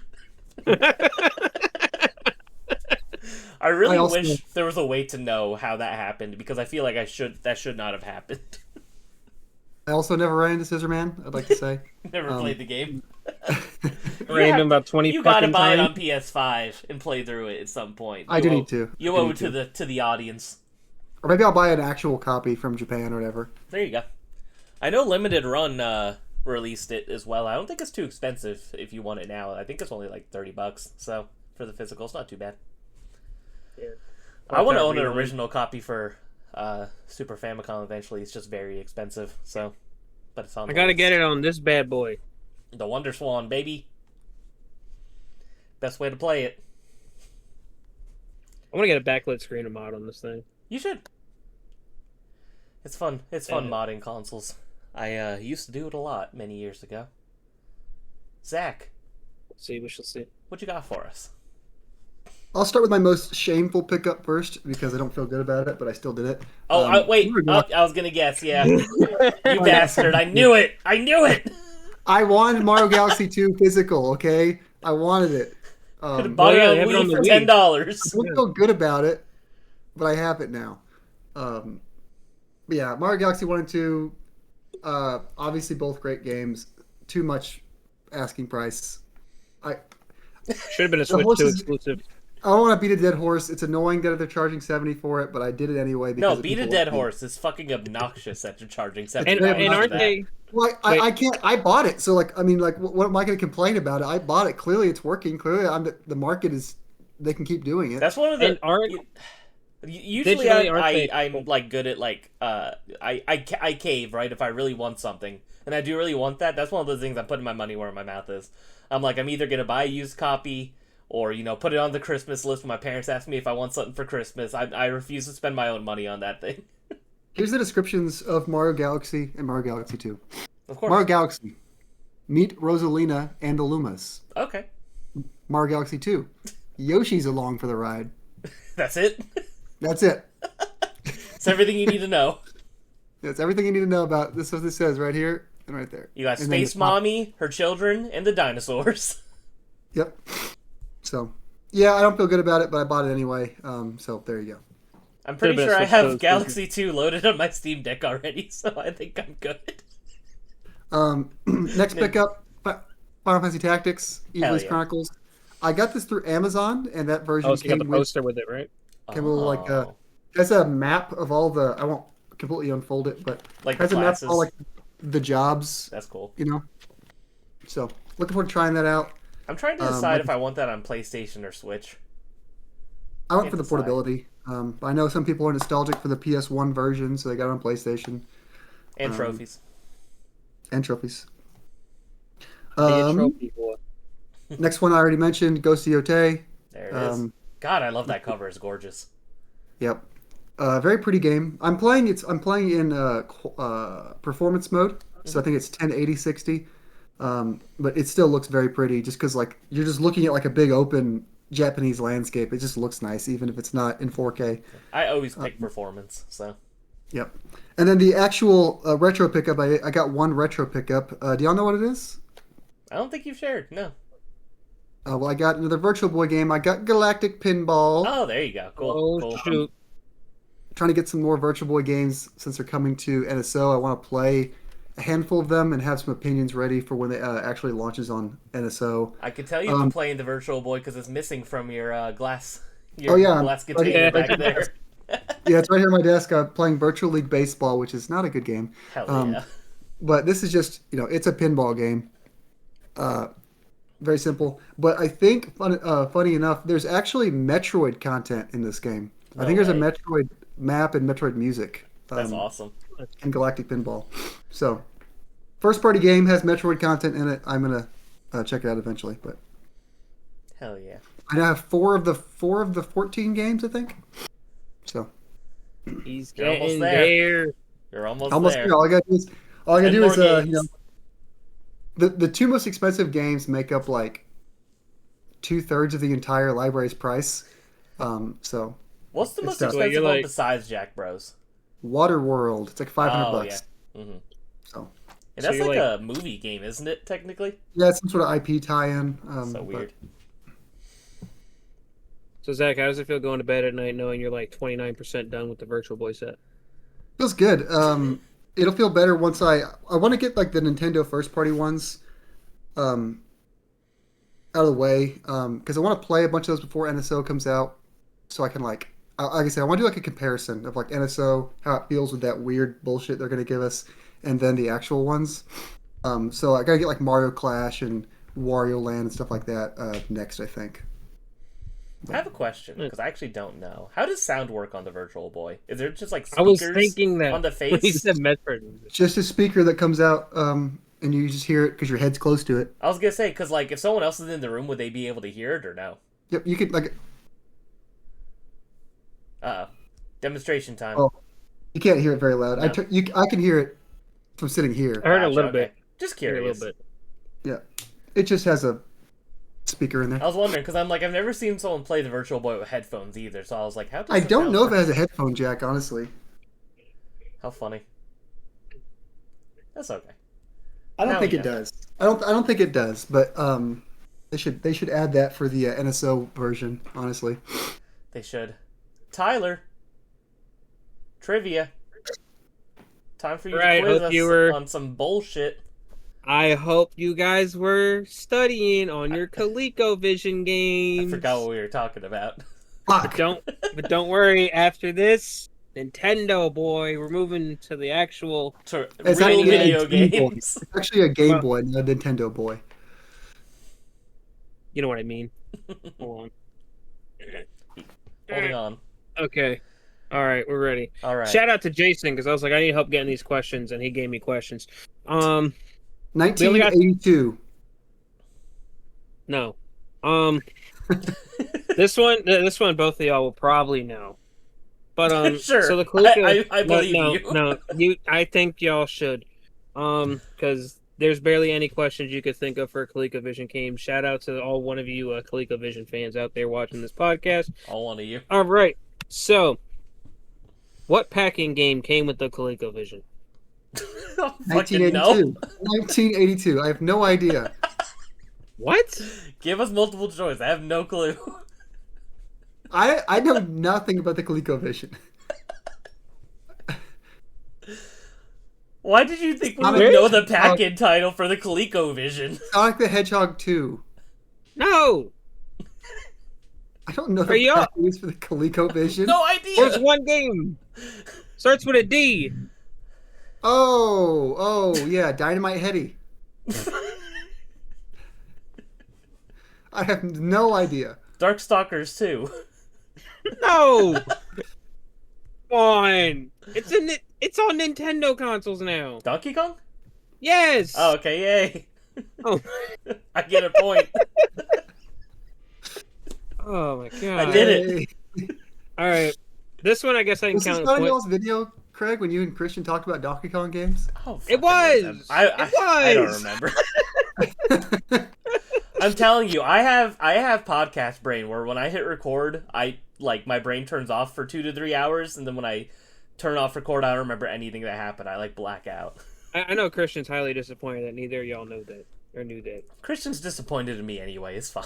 If you put a police lineup of 10 made-up video game consoles in a ColecoVision, I could not identify it. Me neither, to be fair. If you put a police lineup of one made-up video game console and a ColecoVision that said ColecoVision on it somewhere, I probably still couldn't identify it. He'd be like, well, that one says ColecoVision on it, so that's the fake one, right? Throw me off. Throw me off. All right. I got a point. That's all that matters. Back in action. So, this one, I'll give you like a little hint towards it because I don't have multiple choice, but I'm gonna give you. So there's like 2 answers. I'm gonna give 1982. a point for each answer. No. So there were 2 unreleased prototype games for the system. Oh, Christ. Both of them are Namco titles. Pac-Man World Repack 3. Just Pac-Man. I mean, yeah, it's just Pac-Man. You played yourself. Yeah. And what's the other one? What's the other one? What the fuck else did Namco make back then? Galaga? Yeah, is it like one of those Space Invader? one of, like- Centipede? I don't know what- No. Centipede, yeah. Arkanoid? No. Dig Dug? Yep. Yay, look at me. All I right. listed every Namco game I could think Now, of. is that 1 point or 2 points? Was that 1 point or 2 points for him? I feel like it I should don't know, be should 2 we- points. I think it should be 2 points. I don't know. Well, I was gonna count them each as a point. Kind of feel See? bad that Zach was like Pac-Man World Repack 3. Nope. da, da, da. Flew too close to the sun on that I one. did fly too close to the sun. That was my fault. That was my fault. All right. He thought it was being funny and he played himself. And lastly, I'll give you all multiple choice for this one. How many official games were released for the ColecoVision? We have 147, No shot. 201, 123, and 145. I'm saying 1, 2, 3. I'm saying the least amount possible. 147. You're both wrong. 145. Yeah, it's 145. This is my game, baby. Pac-Man Yeah, World nothing- 3 Repack. I'm gonna look it up. ColecoVision. Straight up doesn't believe you. Jason gave me these answers, so I just want to look at this thing. See what I don't know, ColecoVision looks like. Is that a cell phone on it? that's the controller, bro.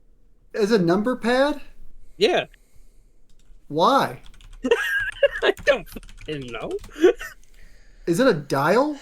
You twist Yeah. a dial and you press a number like you're calling someone on a phone. It has a freaking pound sign on there. That's the ColecoVision. I really appreciate that the box art for Donkey Kong on the ColecoVision says plays like the real arcade game. For some Plays reason, like- I don't believe you. Well, I got 4 points, so now I'm killing it. Give us our totals. Bring it in. What we got? How we All looking? right, hold on. I was reading it through his text messages, so now I gotta go load up our freaking He doesn't even have it written down. Where we at? So, the 4 points added, we got Craig at 26 and Zach at 23. Zach has lost the lead. Man. What a chump. Falling behind. It's all right. It's all right. Study your NES, unless I throw a curveball and we go back to the Odyssey 2. Yeah, that'd be good. You know, honestly, this is what I could only hope for the most. That me and Craig go in like mostly close at a tie, going into like actual video game consoles. I think overall. that's good. Maximum video game. Wow. There's 4 people that just unsubscribed. Big Supposed to be a Coleco- retro podcast. You saying these are fake consoles?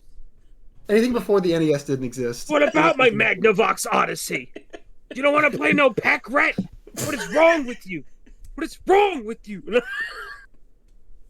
There's at least one. Unsub dislike. There's at least one person that would truly feel that way. At least one in the entire world. Anything Zach, that happened before 1985 wasn't real. Zach, I need Fake timeline.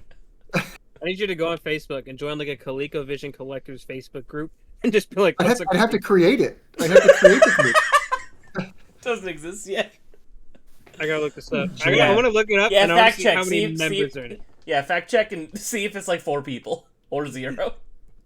ColecoVision Collectors. Gotta know. Because there's collectors for everything, right? It's just that most people don't care. So we got ColecoVision Lunatics, 22,000 members, 2 Oh. posts a day. They're 2 kind of posts. active. 2 posts a day? I wouldn't call Is that that- active. That's more active than some of these. That's We 20. got It's 21,998 botted users, and then 2 We got real the- users that are posting every day. we got the ColecoVision and Atom Fanatics, 4.3 thousand. We got just ColecoVision, 320. ColecoVision Enthusiast, 1.2 thousand. ColecoVision Marketplace to buy some ColecoVision stuff. We got 5,000. Ooh, you should join that one. We got Coleco. I don't know. That's collective. ColecoVision World. ColecoVision Retro Gamers. Okay. International ColecoVision Collectors Trade Group. Ooh. That one has 3 members. Are you joining a group right now, Zach? No, my laptop was close to dying, so I adjusted the charging cord, and then everything else, my recording stopped, and my Oh, no. screen turned off. But we're good. We're fine. I hope so. Oh, I think your mic changed. Because Now you sound just all y'all keep funny. going. I'll make it work. Y'all just Okay. keep going. Tyler, which group do you think we're most likely to find some good deals on? Or some real, like, some, not even good deals, but, like, true collector's information. Like, if we want to find out the rarest ColecoVision games, what's the vibe? Probably ColecoVision Lunatics, because their about says the official ColecoVision group for the ColecoVision fan Facebook page. Our goal is to keep this awesome 1980s console alive today, share nostalgic memories, create new ones, and introduce people to the thriving ColecoVision homebrew community that is still making new games and hardware for this beloved console. Hell yeah, brother. I want to join the ColecoVision homebrew community. That Can I sounds invite you dope as to hell. it? That's fine. That's always one of my favorite things is people that still make NES games or like Game Boy games, like just still making games for old consoles. I think that's some of the sickest shit ever. Big fan of that. I 2 agree. years ago, I think it was, I bought a new GameCube game, which is incredible that there's even people doing that now. So it's really cool. I don't know. I'm guessing this probably falls into some sort of like licensing thing with like Nintendo or whatever. But like, what has to happen for someone to make a new Game Boy game and like get it in a store, like a retail store? I don't know, because technically that's happening at GameStop, right? Can't you buy some chromatic stuff at GameStop? Maybe I know you can buy the Chromatic from them, And it comes I- and it comes with a cartridge, so Yeah, I guess it's true. Yeah, I think it'd be cool if like 10 years from now you can go buy like an N64 game at like a freaking Target. That'd be neat. But- yeah, I don't know if retailers would do it because there's probably not enough of a market for it, but something like GameStop or online retailers, because I don't think that you have to have like the copyright to run something on a machine. You know, there's always unlicensed NES games. There's, I think, a handful of unlicensed Game Boy Advance games, so that kind of stuff always existed. It was just not super common. But I think it's only copyrighted if it's like official, and that probably was the only way to get it like broadly sold. But I'm not an expert by any means, so. But like, you know, seeing the Chromatic come out and people are getting really into making like Game Boy and Game Boy Color games again, I think that stuff's sick as hell. Big fan of that. I hope the same thing happens for the N64 side. I want like new N64 games that come out in boxes. Yeah, because there's a lot of N64 style games, but they're always, you know, just like indie games. You know, like Kiwi 64, Valky 64, Merchant 64, different things like that. They always put 64 in the title, which, you know, respect. I got a notification from my antivirus software. Do not bother me right now. But yeah, the only game I know of that probably could run on N64 hardware is Cavern of Dreams, which is that game I told you guys about long ago, where the guy like basically made sure that like anything he did in that game could like was within the limitations of an N64 game, which was cool. But yeah, I definitely think it's possible. I think that it just hasn't really been breached yet because, you know, making video games is very hard regardless, but it's harder to make a 3D game than a 2D game on average, I would say. So I think most people would agree with that. Well, that's why they're still making ColecoVision games. That's true. It's probably way easier to make that than a Game Boy game. So I will say though, that's 3. Anyone out there that is curious about like making a video game and you want to do like a Game Boy style game, there's literally a program called GB Studio, and it's like a pre-programmed drag and drop program where you can make Game Boy games. So it's like you just make your own sprites and then you can literally just like drop the code of what you want to do and make your own game. So if you want to get into game dev, that's a cool thing that you could try out. I've messed around with it before. It's super well done. So, and honestly, I bet some of the games that are being made on Chromatic are probably being made through GB Studio. So, yeah. Have you guys ever wanted to make a video game, or do you just enjoy Absolutely. playing them? Absolutely. That's my life goal. To make a game?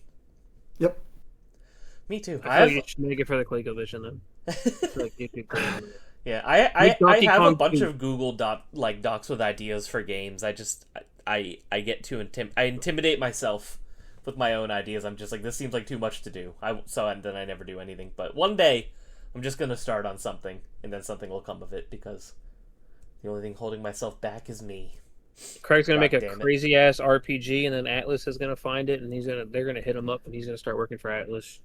That would be. And then he's gonna go into their back room and steal me a copy of Amazing Tater and ship it to me because everything is in pursuit of Amazing Tater. Everything. Dude, I would love to own that one day. Like that would be so fucking. What about cool. Spud's Adventure? Or that too. Any of the potato games, like any potato game. But which one's the like dungeon crawler? Is that Spud's Adventure? I actually don't know, to be honest. I know of these games, but I don't know really what they are. I just know that they're famous, rare Atlas games about playing potatoes. One of them's like a mystery dungeon type game. Oh, you do love a good mystery dungeon type game. Yeah, that's why I'm like, man, I played it on an emulator. It was fun. I figured it might have been emulated a video game. That's illegal. You're going to jail. Get me. Does it start like Mystery Dungeon does? It asks you like questions and it assigns you what kind of potato you are. No, you're just a regular good old Spud, and you like walk up to this giant tower, if I remember right, and then you just gotta climb it. Dude, I think we just got an idea for a new game. It's a dungeon crawler, but you choose which type of carb or starch you are before you start, and that's your class. Yeah, I want to be a corn kernel, like. Can I be a rigatoni? With a pitchfork. Just a single piece of rigatoni. Not, and then you'd like answer all your questions. It's like, you look like an elbow noodle. It's like, well, shit. Now I need to look because I'm questioning myself. I'm like, is a rigatoni a type of noodle or a type of made pasta? The elbow noodle can hit all enemies in the range. It does like a boomerang swing. Like... I think we're on. You're making our own game right now. I think we're on to something. Nobody else do this idea. This is our idea. It's like a pasta dungeon crawler, dude. I imagine like a penne noodle is just like they have like a penne cannon on their shoulder and they like launch stuff through it. And then we could have the villain be a Fusellini, which is a reference to Mussolini. Of course. It's all just a World War II allegory. One of the bosses could be like a giant lasagna noodle that just like pushes you like a wall or some shit. You know, and then it could like flex itself to be like a maze. If it's like really long, you know. All the shopkeepers have bow tie noodles on. I think we're onto something. I also just fact checked. I'm just like, Mussolini was the dictator of Italy at that time, right? And he was, of course, but it also just made me laugh that people also search for Adolf Hitler came up. You also search for what? Sorry. Also search for Adolf Hitler, which makes sense, but similar search. Just insane that you could look something up on Google and you get a people also search for Adolf Hitler.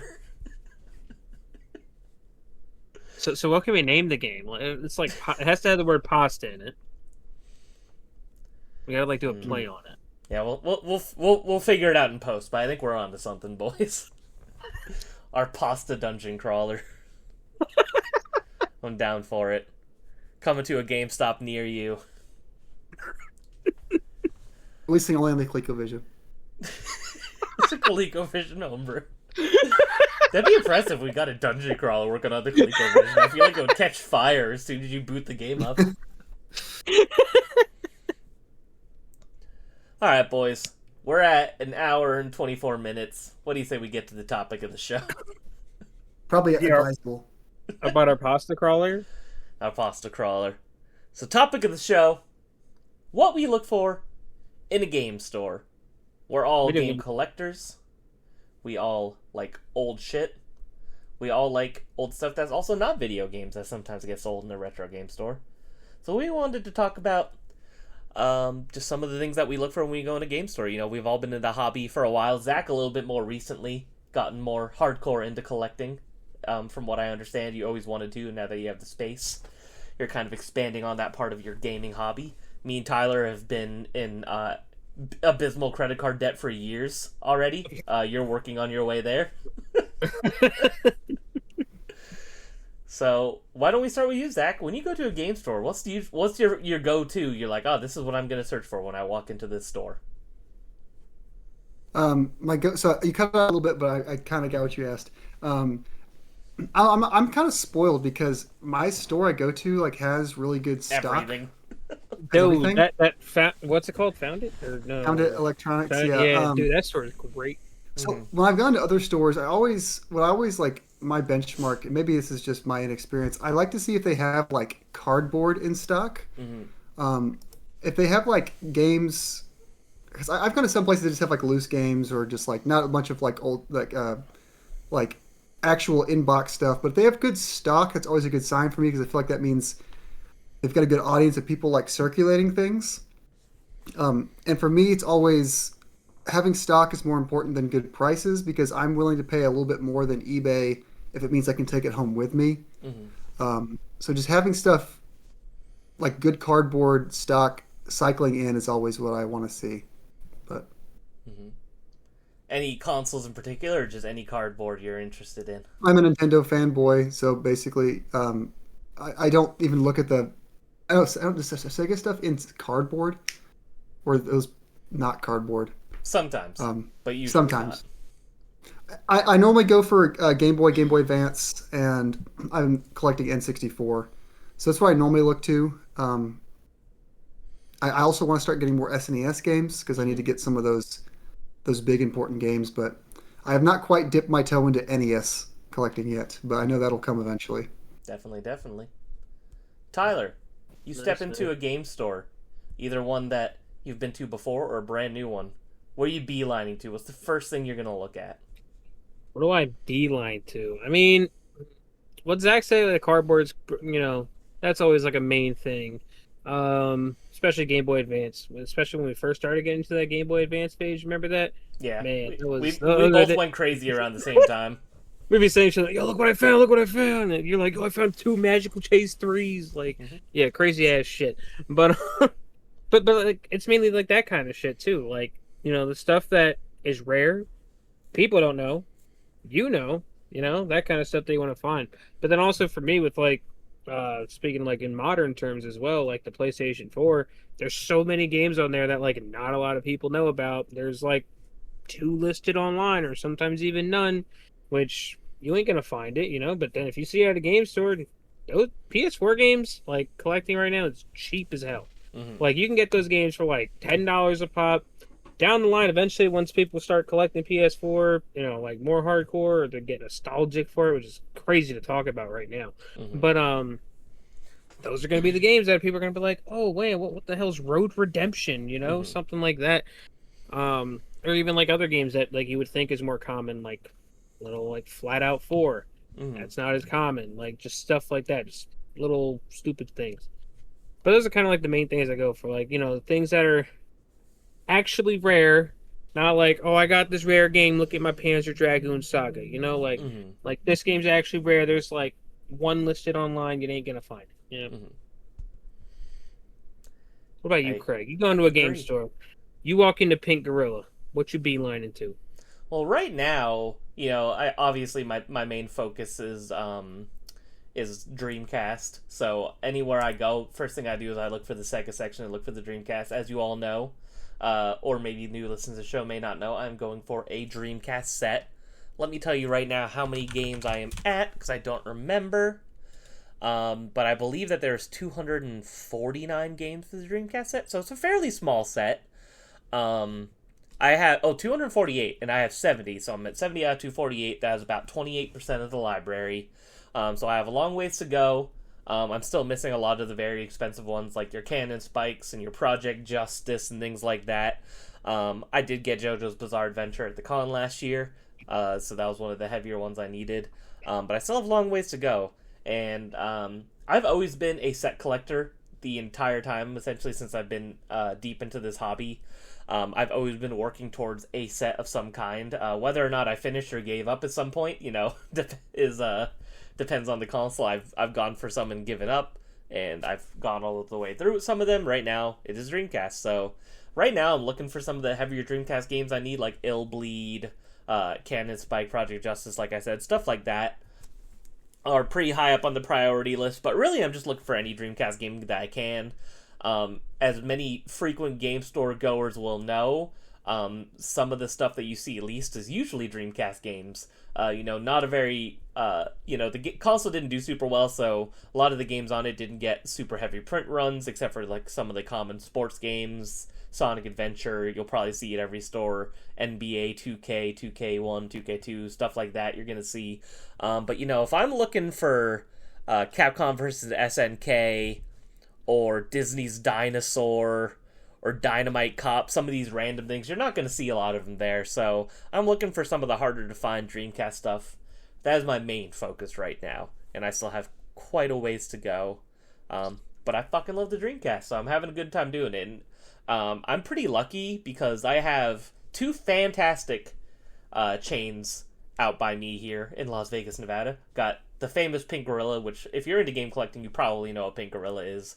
Probably the most famous game collecting store in the country, mostly due to people like Metal Jesus living in the Seattle, Washington area, making videos about it, being friends with the store owners, and there's lots of videos about Pink Gorilla online. They mostly focus on imports, which is also super cool, but they always just have a good selection. And then also, my friend's store, Retro City Games out here, they have 3 locations. They do super well. They've built a really cool community here in town where it's like, they kind of know everybody and everybody knows them. So it's like if people want to sell their games or want to buy their games, a lot of it funnels through them. So they always have fantastic inventory at all times on basically every console that you could care about. Even the stuff you don't see very often, like Box GBA, any old cardboard, Vita, Dreamcast, GameCube, the stuff that usually you go to a random game store and they have 4 or 5 games on the shelves. They usually have at least like a whole shelf dedicated to these consoles, which is cool. So I'm pretty lucky in that way. And that's also why I don't go to these stores too often, because it's too easy to spend too much money. Because it's hard when you go to a store and you're like, man, I was maybe going to buy a game and they have like 40 things I want. And you're just like, I either want to buy none of it or all 40. And what's the right decision here? At least that's how my mind works. So sometimes I end up walking away with nothing just because it's like, I'm like, oh, I bought this, but should I have bought that instead? And I wanted that as well. But yeah, I'm pretty lucky out here. And Retro City is actually opening up a 4th location in the Caesars Palace shopping area, which is interesting. So it's I think the idea is to be like kind of like a boutique, like all the high end, like super high end stuff is going to be in there. So I'm very interested to check that out. So I ramble for a little bit there, but yeah, main focus right now, I beeline to the Dreamcast. But I'm very picky because a lot of Dreamcast games, especially year 1 Dreamcast games, they came in either the white or later on they started printing them with like black labels and black manuals. A lot of the white ones have the issue where they get yellowed very easily. So I'm literally picking up games and comparing them to make sure they're like the same shade of white because I want them to look clean on my shelves. So I'm very picky about it, and unfortunately I come across a lot of Dreamcast games that have a little bit of yellowing on them, and then I end up skipping out on them. But I've become much more aware of the condition of my games as time has gone on, and usually if something's not in pretty great, like at least like 7 or 8 out of 10 condition, I usually don't even bother, even if it's something that I do really want. I got a question for you. Of course. Sorry, I went on for a while there. No, you're fine. But it's like for your collecting per se. Mm-hmm. Like this isn't involved about what do you go to a game store. But I'm just curious. So what are the chances that once you finish the Dreamcast set, you're going to go for all the Sega All-Star variants? Hi, I really want them because I think the orange cases Yeah. look super cool, honestly. I'm a big fan I had of a feeling those. you might do it, and I was like, Yeah, yeah, man. I would love to delve into Dreamcast variants because I don't think there's that many, honestly. But there are a lot of cool ones, like the Sonic Adventure Limited Edition. Um, Zach cannot hear us, so hopefully he can hear us again soon. You can hear me, right, Tyler? Yeah, I can hear you. Weird. So it's a Zach issue, unfortunately. We love you, R.I.P. Zach. We can hear you. Hopefully you reconnect again soon. Yeah. There he is. He's giving us a heart. Fucking hate you. Yeah. But no, yeah. So I definitely want to do that. Like you have the Sonic Adventure Limited Edition, super duper cool thing. Big fan of that. He's pulling it off the shelf right now. There it That's is. a hip. Yeah, you got an insane deal on that one too, which is I very can't lucky believe- for you. So, and then I you was know, just like, Craig, what does this go for? and I was like, a lot. I was like, so this is a good deal? You're like, holy shit. I was Yeah. like, all right, I thought so. So yeah, there's a good amount of Dreamcast variants that would be cool to get. All Stars is next, but not a priority. But even right now, you know, if I see a regular version or an All Stars version, I'm actually usually going to pick up the All Stars version because those are also usually more rare as well than the first prints, because that was kind of like their reprint discounted price that they did. So it's like even the common ones like Sonic Adventure, Crazy Taxi, you see those way less than you see their original printings. Nice. Zach, can you Yeah, I hear us know. yet? Yeah, apologies. I don't know what the hell's going on with my computer, but like, I lost. It was weird. Like I could see the green of y'all talking, and my And it another still was coming said that through. it still said my headphones were working, but it just wasn't coming through. Weird. My screen also went dark. I think I just need to restart my computer after this is over, but I can make it through now. The video never went down, so I could see y'all. How bizarre. I don't know, but I guess I can throw on something here to add on in my. Y'all might have talked about this in my 5 minutes of silence, but Yeah. my store also has a cool wall that's buy two get one for like Yes. basically anything in the PS Wii 60 era that's like third party. So if you just want to like fill out the shelf with some like good third party stuff that's not really like quote unquote like worth the money, like it's all like been remastered or it's on Game Pass or other ways to play it. I've gotten like a couple dozen like solid games from that era just for like $10 for 3 games kind of thing, you know, like really good deals. So Yeah, I remember when we were there. I know I don't remember everything. I think I got Halo 1 with all the little accoutrements and inserts and stuff, and Oblivion, like the definitive edition on 360 that had like the map and all the inserts and stuff. So I was pretty happy with that. That was a very cool wall that surprised more game stores don't do that, because that's a really good way to get rid of like your bulk inventory that you don't know how to move to. So because it's like, you know, you have those games for they're going right and they're probably going to sit there forever. It's like you might as well discount them a little bit and then you clear out inventory faster. It's a really smart idea. yep, for sure. So you always look at the nice discount wall.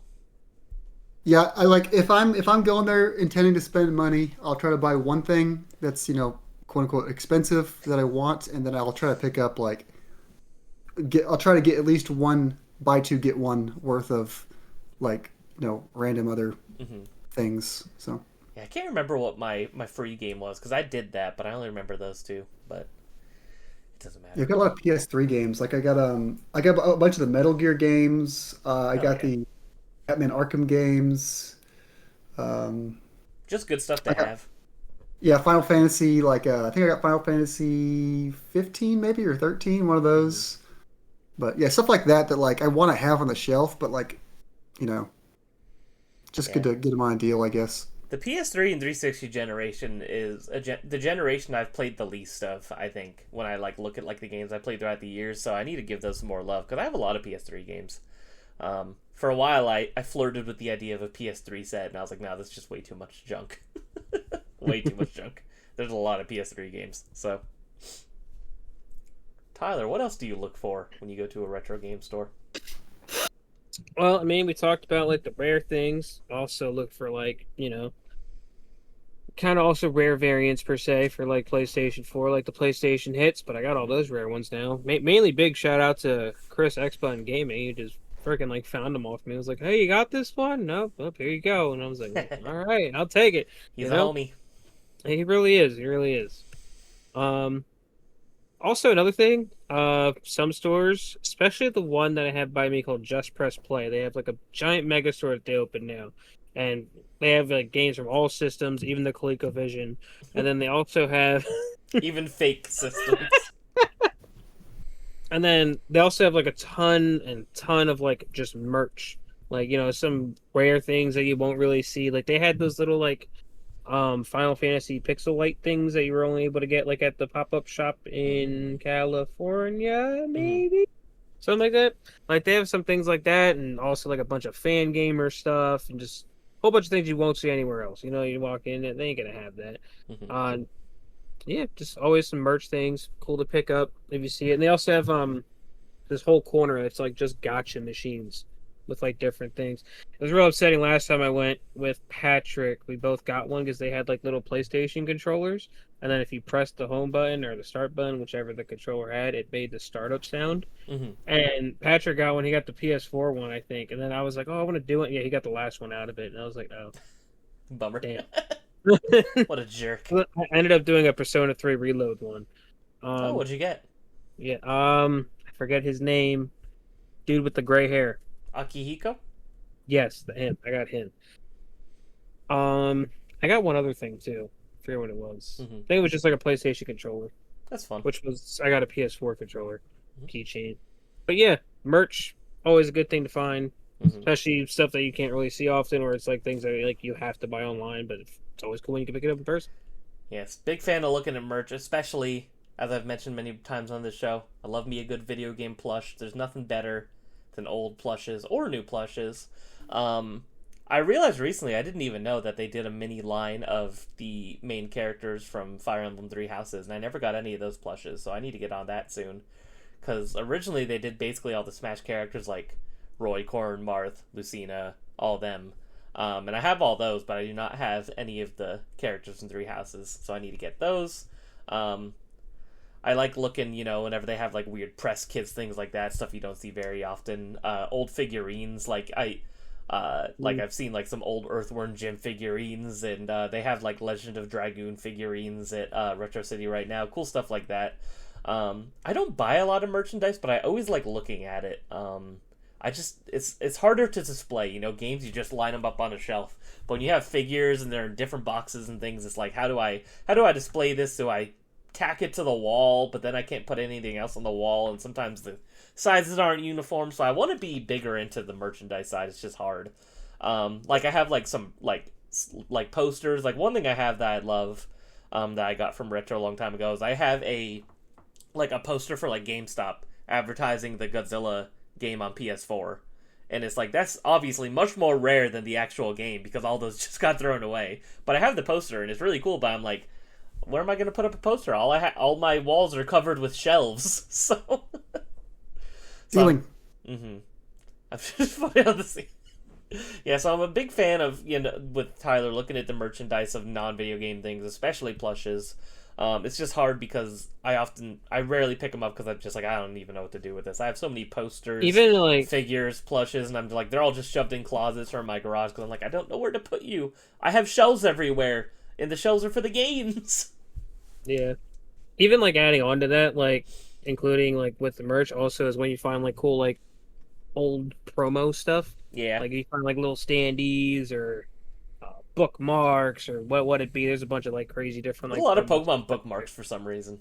There I've seen are a lot of Pokemon bookmarks. I want to get all the Ruby and Sapphire ones, but people sell them for like $20 a bookmark, and I ain't paying $20 a bookmark. Yeah, I remember getting one though in like cardboard paper cut out. I remember getting one in like my 3rd grade book fair or some shit like that though. And damn, I should have kept that thing. But that shit probably got ruined as hell. But yeah, good times. I know, I think about that all the time. It's like, back then if you got something like that, you actually used it for its intended purpose. So it's like it didn't last. You might have it still. But it's like I have a Charizard over here from Base at Pokemon, and I'm like, it's totally beaten and tattered because I was playing with it. No one used card sleeves back then. You took your deck, you went like this with it, shuffled it as disgustingly as possible. Sleeve?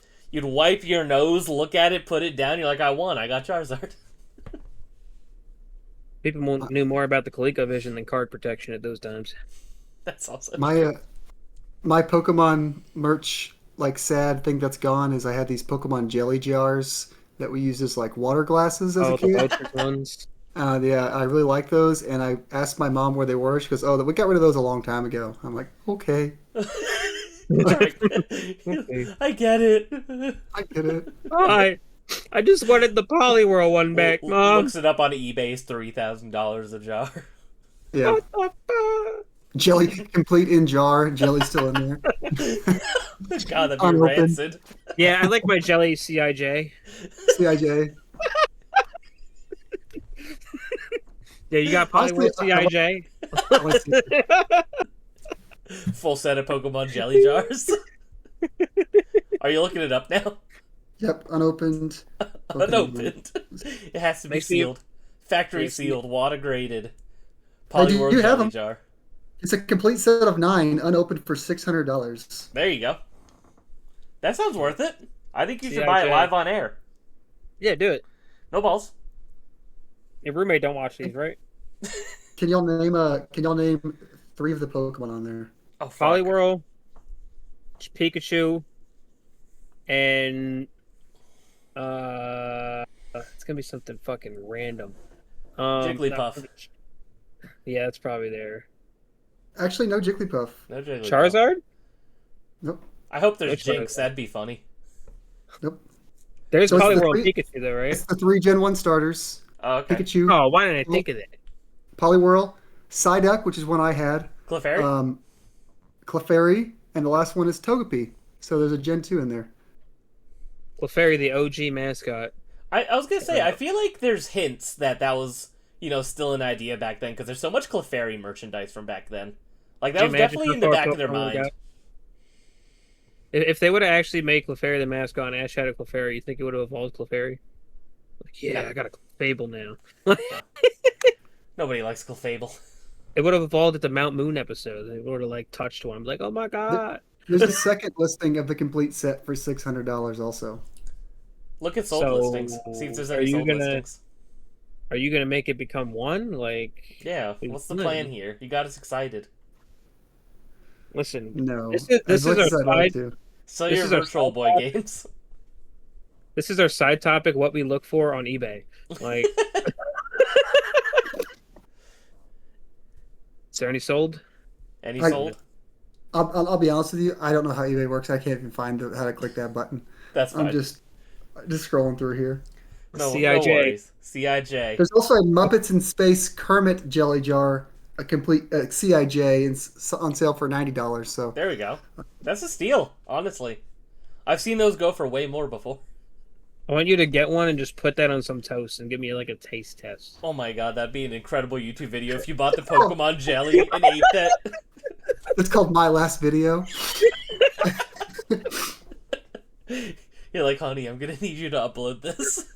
There are 226 watchers on the $600 jelly thing. 226? It's in 4 carts right now. There's no one more fucking insane than Pokemon collectors. Y'all are sick. They want all them CIJs, bro. Zach's like, another watcher added. I wouldn't mind just getting the ones that I like. Getting the Psyduck. This person has an opened, empty Psyduck one for $17. Like, it sounds like a waste of money, but also I want that jar back. Which all Only ones did you 17. have? Psyduck? It's the same as it's a shame it's not CIJ, but that's still pretty cool. Yeah. What'd you all have? Psyduck and what else? I think I had Psyduck, and I want to say Pikachu, but I don't know for sure. Basic. Yep. Basic bitch kid. I mean, someone's selling this Charmander one for $70. It's just an empty jar. But it's Charmander. Yeah.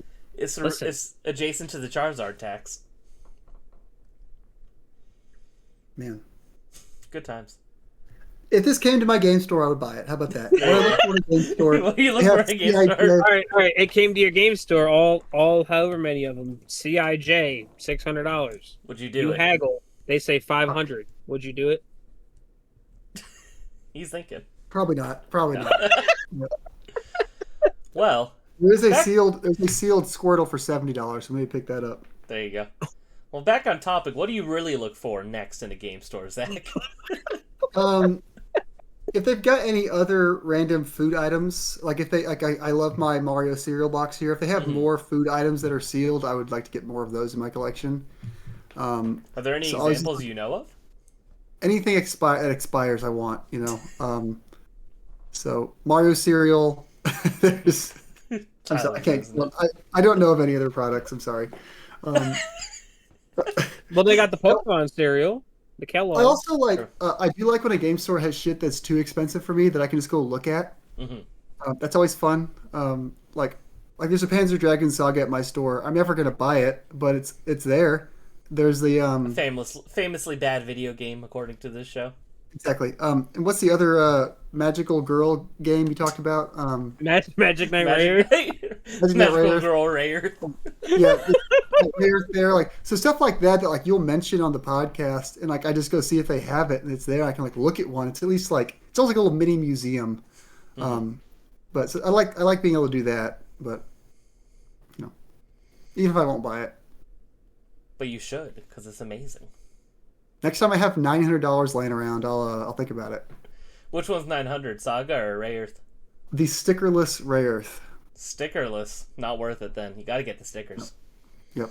Gotta have to have Yeah, the you need the unique red stickers of card, you those. gotta have the stickers. You need the stickers of the Magic Girls, you know. Yep. The Magic Girl Rayer. I'm not buying a magical girl game without stickers. Tyler, what else do you look Yeah. for in a game store? What else do I look for in a game store? Well, another thing that I look for because you can't really find them anywhere is N-Gage games. And just because I wanted to bring N-Gage up on this podcast, Yeah. yeah, that gives me an excuse to do it. They're all right. You probably can't see it in the frame the way Craig cuts it, but they're all right there. No, you can. No, you can't see them. Sorry. No, they're all right there. There's a row above them too, but yeah. N-Gage games, never see them. If you do, it's the same 3 freaking games every single time. You got like Splinter Cell, FIFA, and some other shit. But yeah, just one that slowly going for the set. It's always a cool thing to look for. And when you do find one that you actually don't have, it's like a shocker and holy shit, you know? And also to add on that, like for like little I guess game oddities that you don't really like look for. Wonder Swan color games, Wonder Swan games, just those kind of things. Because hey, you can find those in person, because otherwise you're mainly just going to be buying them online. I was gonna say that kind of leads into my next one, which was gonna be the import section. I love looking at imports in game stores. Like if they have like a row or an aisle dedicated to like Famicom games, Super Famicom games, just like random PlayStation stuff imported from Japan. I always love looking at that because sometimes there's random exclusives that we never got out here, and even if you can't play them, there's a shit ton of Ape Escape games we never got, dude. a ton. So for And you, I always that's vote- like a wet dream. You love your Ape Escape. Yep. And there's a racing game, and there's like some party game, and there's some other one. Yeah, I got the racing one. Got that on PSP. Hell yeah. So. No, yeah, that's one part of why I also love that we got Pink Gorilla out here in Vegas now, is they're famously known for being like a Japanese import store. So like for my birthday when I went there, and I saw an entire shelf of Japanese GameCube games, I was super excited, and that was super fun to look through, because for a long time, it's never been a focus, but I always thought it'd be really cool to have a Japanese GameCube set too, just because it's something different and weird. And the Japanese GameCube set's literally half the size of the American one. It's like less than 300 games. It's a super... It did Really? Yeah, it's a We lot got more less than GameCube games here than they got? Yep. Let me pull up my list, which is probably not 100% accurate, but like at least semi-accurate. My list, when I was doing research, only 281 games, so... And I have 151 Japanese GameCube games. So I actually have quite a lot of Japanese GameCube games. So when I saw they had a bunch there, I was pretty excited. And they had some that I needed, some harder ones to find, some Japanese exclusives. According to my list, 77 Japanese GameCube exclusives. I have 47. So it's like I'm almost there on getting just the exclusive games too as well. So I think that'd be really cool. But yeah, Pink Rose Holding basically is import, so they have a ton of stuff from overseas, especially Japan. So very cool to look at. It's always fun, like you said, Zach, kind of like treating it like a history museum, seeing all this weird stuff that you usually never see otherwise. Yeah. No one else is into imports. I see how it is. That's fine. Oh, I do. I I do mean- like Japanese GameCube games. I have a handful of them. I actually have a handful of Japanese Game Boy games also. There you go. I just honestly, I kind of just went blank there for a second. But yes, I do. I do enjoy Japanese games because they often have better box art and they're cheaper and they're cool to collect for. Yeah, for I sure. think that's I think that's I'm always a fan of that being kind of an alternative to collecting, especially really expensive games that are North American. It's getting the Japanese equivalent because it's like then you still own the game and usually it displays better because usually the artwork is cooler if it's a Japanese version as well. So 100%. especially on the cardboard and that you can save a lot of money and own games that you care about even if you can't play them the conventional way. I'm a big fan of that. Tyler, you look like you're searching for something. Yeah. Hold on. Gets he's busy. Zach, what else do you look for in a game store? Let's see what I look for in a game store. My game store has a lot of cool collector's edition stuff that like people don't want anymore that they drop off. So one that I famously wanted and didn't get was the Fire Emblem Three Houses collector's edition, and it's always there for me if I want to go grab it. I can always, they have a high price on it, so I haven't pulled the trigger yet. But it's your favorite game of all time. Yeah, but they were I feel like like you have to $300. own it. Like $300 for it. I'm like, I Holy don't. shit, is it worth that much? I don't know what it's worth, but I know I'm not paying $300 for it. Let me see. Yeah, they got lots of cool collector's editions, and a lot of them they have like displayed out, like all the statues and stuff like that. So that just goes into more of the like fun to look at side of things. There's another game store I went to recently about a month ago that's not the one I usually go to. They also had some good stock, and they had a bunch of like weird old things that like I don't know about, like pre-NES stuff. So even though I don't think those things are real, ColecoVision. ColecoVision. it's cool to see that stuff in person, So Even though I don't think yeah, they're honestly, real. just like going and seeing things that I don't think about collecting, because I'm very Nintendo brained. So seeing things that aren't Nintendo and like making me think about that stuff more is always nice. Yeah, like I often catch myself glazing over the Xbox section, not even noticing it. And then on the way out, I'm like, oh, I didn't even look at Xbox, and I feel guilty. And I look at Xbox for a while. I don't end up buying anything, but I always make sure to look. Why would you? Except Ever for since- all the weird Sega exclusives on the original Xbox. I usually try to pick those up because there's a lot of cool weird ones. Ever since you did the episode with Christian and you talked about it, every time I go to a game store, I look at the Xbox section because I try to look for that Platinum Hits Lights Camera Pants Oh, thing. yeah. I cannot find it, dude. I told you, it's Like- impossibly rare. Every game store I go, nope, not there, not there, not there. I'm like, what the fuck? I gotta run into it at some point. It's one of those things that's just impossibly rare. You will not come across it unless, like, fate is on your side that day. You won't find it on eBay, and you won't find it locally. One day we'll get it. Tyler, what else do you look for in a retro game store? What else do I look for in a retro game store? Or have you already looked at everything? You're done looking. You're on your way out. One thing that I look for, going back to like modern stuff, is so like games that don't necessarily get a retail release. I Mhm. mainly mention this because Just Press Play, the store I just mentioned, they always do like a lot of. They'll get like limited run games in. They'll get what's the other super rare games, strictly limited. All those just bullshit other- companies. Yeah, all those, and like even just other ones, even like modern like kind of like imports that we don't get for like PlayStation and stuff. Mhm. Those they always have. I'm still waiting for them to get Croc in. I want to buy Croc, and every time I go there and they don't have it, I'm like, they have every single like limited print something type of game, but you don't have Croc. It's bull- Well, I think Croc is weird because they're from like a newer company too. They went with like that new company that Doug guy that was a Yeah. limited run left and started. I was still kind of tempted to buy that collector's edition for it, but Me too, but I thought the statue was super ugly, so that's why I didn't buy it.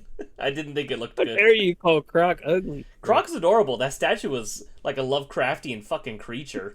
It was terrifying looking.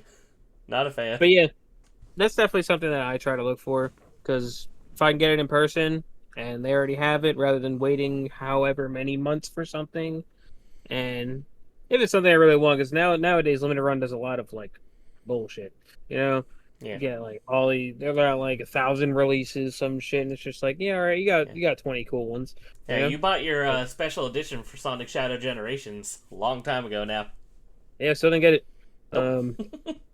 I think it changed the date to like no, it was supposed to come in like June, and now it's coming in November. It's insane. Same with my Trails in the Sky. I bought that off of them because they were like, "We'll ship the game on release date, and the collector's content comes later." I was like, "All right, cool. I can play it on release." Still didn't get it yet. It's obnoxious. So one day, One one day. day. Last thing I would like to mention that I always like to look at, an underserved part of video game collecting is the actual consoles. I love looking at like the weird console variants. Like when you get your store in and they have like a bunch of random import Saturns that have weird things, or import GameCubes that they got colors we didn't get in the States. One big example is I still don't have any version of a white GameCube. I really need to get me a white GameCube eventually. I think they look super clean and super cool. My dream setup would be to have like a purple, a black, an orange, and a white GameCube all together, and then like have like the matching Game Boy Advances. That is a dream of mine. Even though there's absolutely no reason to have that set up, I just think it would look really cool with the matching Game Boy players. But yeah, I'm super into console variants. I don't have a lot because consoles, are inherently just more expensive than games. The average console is going to cost you at least $100 probably. And there's a lot of really cool ones. One of my dream ones is the Panzer Dragoon Orta one. That was exclusive to Japan for the original Xbox. It looks super duper cool. Has like kind of like an old future kind of tech thing going with like the weird lines on it and stuff. And it's white and beautiful, and I love it. There's a Resident Evil 4 GameCube I still need. I've seen that in the store before, but I didn't have the money for it. Just a silver GameCube, but the bottom of it is black instead of silver, so it's like kind of mismatched.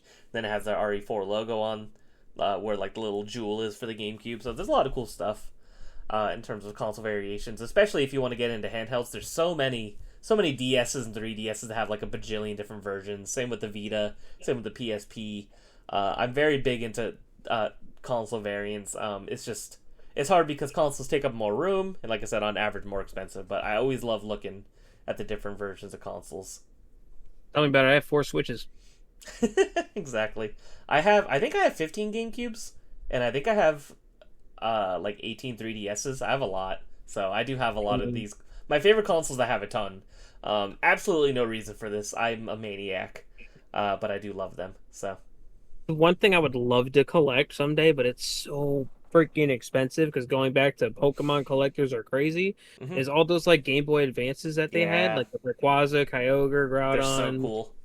Torchic, Charizard, Venusaur, I think, and the Pikachu one. I think that's it. But they're like, if you want them complete, it's like $3,000 to $5,000 a piece. Yeah, I was gonna say thousands. They're not even hundreds. They're thousands. They're crazy. Those things are thousands a piece. Yeah, for like the box and everything, like CIJ. Yeah. Even if you want like a loose console in bad condition, they're usually multiple hundreds of dollars, like $500, $600, $700. People go absolutely insane for them. Like, especially like they have to be the North American ones. The Japanese ones you can get for cheaper. But like, I think the last one I seen was the Torchic one. There was one for like $3,200, if I'm right, and fucking insane, dude. But to have them all on a shelf, the boxes look so fucking cool. But not for that. I'm good. I'll pass. That's wild. That's like I'm gonna get a loan and just buy them. Like exactly. Yeah, one of the consoles I want the most is I really want. There's a Hatsune Miku Vita actually. That's super duper cool. Seen that. So that's high up on my list. For the GameCubes, I have most of the ones that I really want. There's the Crystal Chronicles one. I think there was like less than 100 made, so that one's ridiculous. The Panasonic Cubes obviously ridiculous, but I have like the Tales of Symphonia. I have the Hanson Tigers one. I have the Gundam one. So I have a lot of cool ones. I'm proud of that. But consoles is always one I always love looking at. It's special edition consoles. I really need the Hello Kitty Dreamcast. I need both versions, the blue and the pink. They also come with the keyboard, which is awesome. So when I'm finally ready to play Typing of the Dead, then I can play it on my Hello Kitty keyboard. That'll be awesome. Do you have the Pokemon XD GameCube? I have just the console loose, but I don't have the box or anything. I got it for like $40 on eBay many years ago. I was the only bidder, so. Dude, I wish I would have bought that many years ago. Do you I want could to have buy gotten that mine? complete for like, I only collect complete in box, so I'll sell you my Pokemon XD console. yeah, I'll give you 42. Make some money 42. back. Make a profit. But not like that's Buy me something half a complete. McChicken with that when the show's done. That's something you could have easily got a complete in box back in the day for like $100. Now it's like 600 up to complete. And I'm like, nah, Exactly. That's the thing, because it's like, I thought about it, I was like, do I try to piecemeal this? And I'm like, honestly, it would probably be easier to just sell this and then put it towards a complete one. Because it's just, you're never going to find just the box for that bad boy. At least not in terrible condition, so. It's one of those ones where it's like the sides are always super roughed up and it just looks bad. And it's like, if I'm spending a lot of money, I'd rather spend even more money and get a clean version. You know, Yeah. if it's like, if they have a rare console that in pristine condition goes for 800, or you could get a really beat up one for 600, I'd rather save up the extra 200 and get the nice one.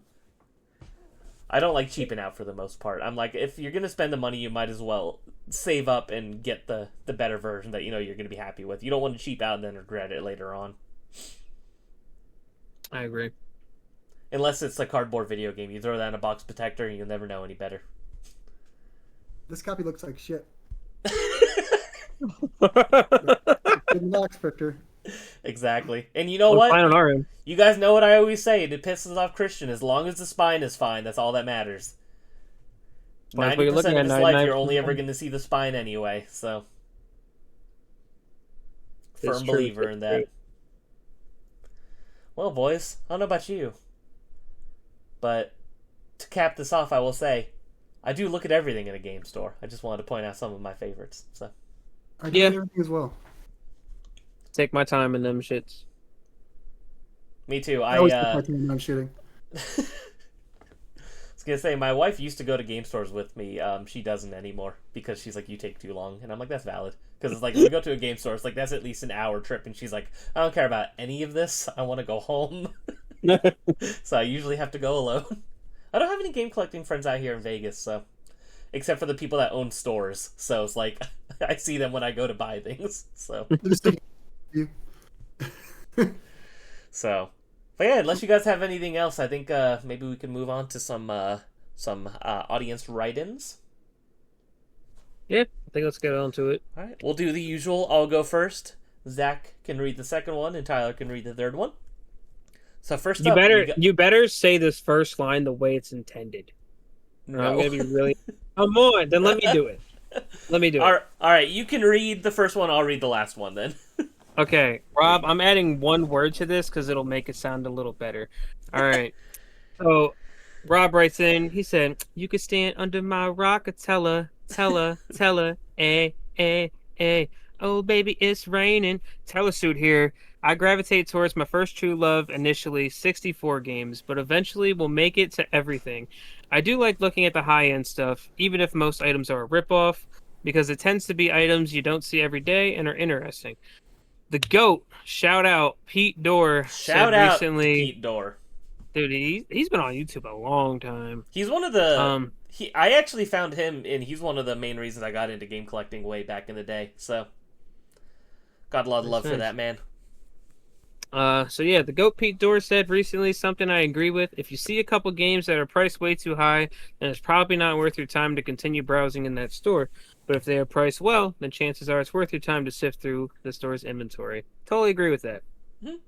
Yeah, that's a big problem that used to be at the store. And you know what? I'm gonna put them on blast because I can't stand these people. Don't support them. First, they used to do everything super overpriced. They would go on eBay and like, yeah, they would go on eBay and like add 10-15% to everything they sell, which is already crappy. And now what they do is they don't even price anything. They just look up, like, you have to ask for the price on any video game you want to inquire about buying. And I'm like, that's the most obnoxious and unenjoyable store experience in the world. So fuck you. Yeah. Like, not a good game store. They're very anti-consumer. Price your shit. I hate stores that don't price things. Just price that's one your thing I shit. look for. That's one thing I look for in a game store. Games with prices on it. Like, yeah. if you go to any collectible store and there's no prices on anything, you know, that's a big thing in card stores too. I can't stand that. I'm like, just price shit. Nobody wants to ask about 30 different things, and then the worker probably doesn't want to look up 30 different things either. It's not enjoyable for anybody. All right, Zach, go ahead and read the next write-in. Or the next one. Jason says, "Hello there, video game hunters. Jason here.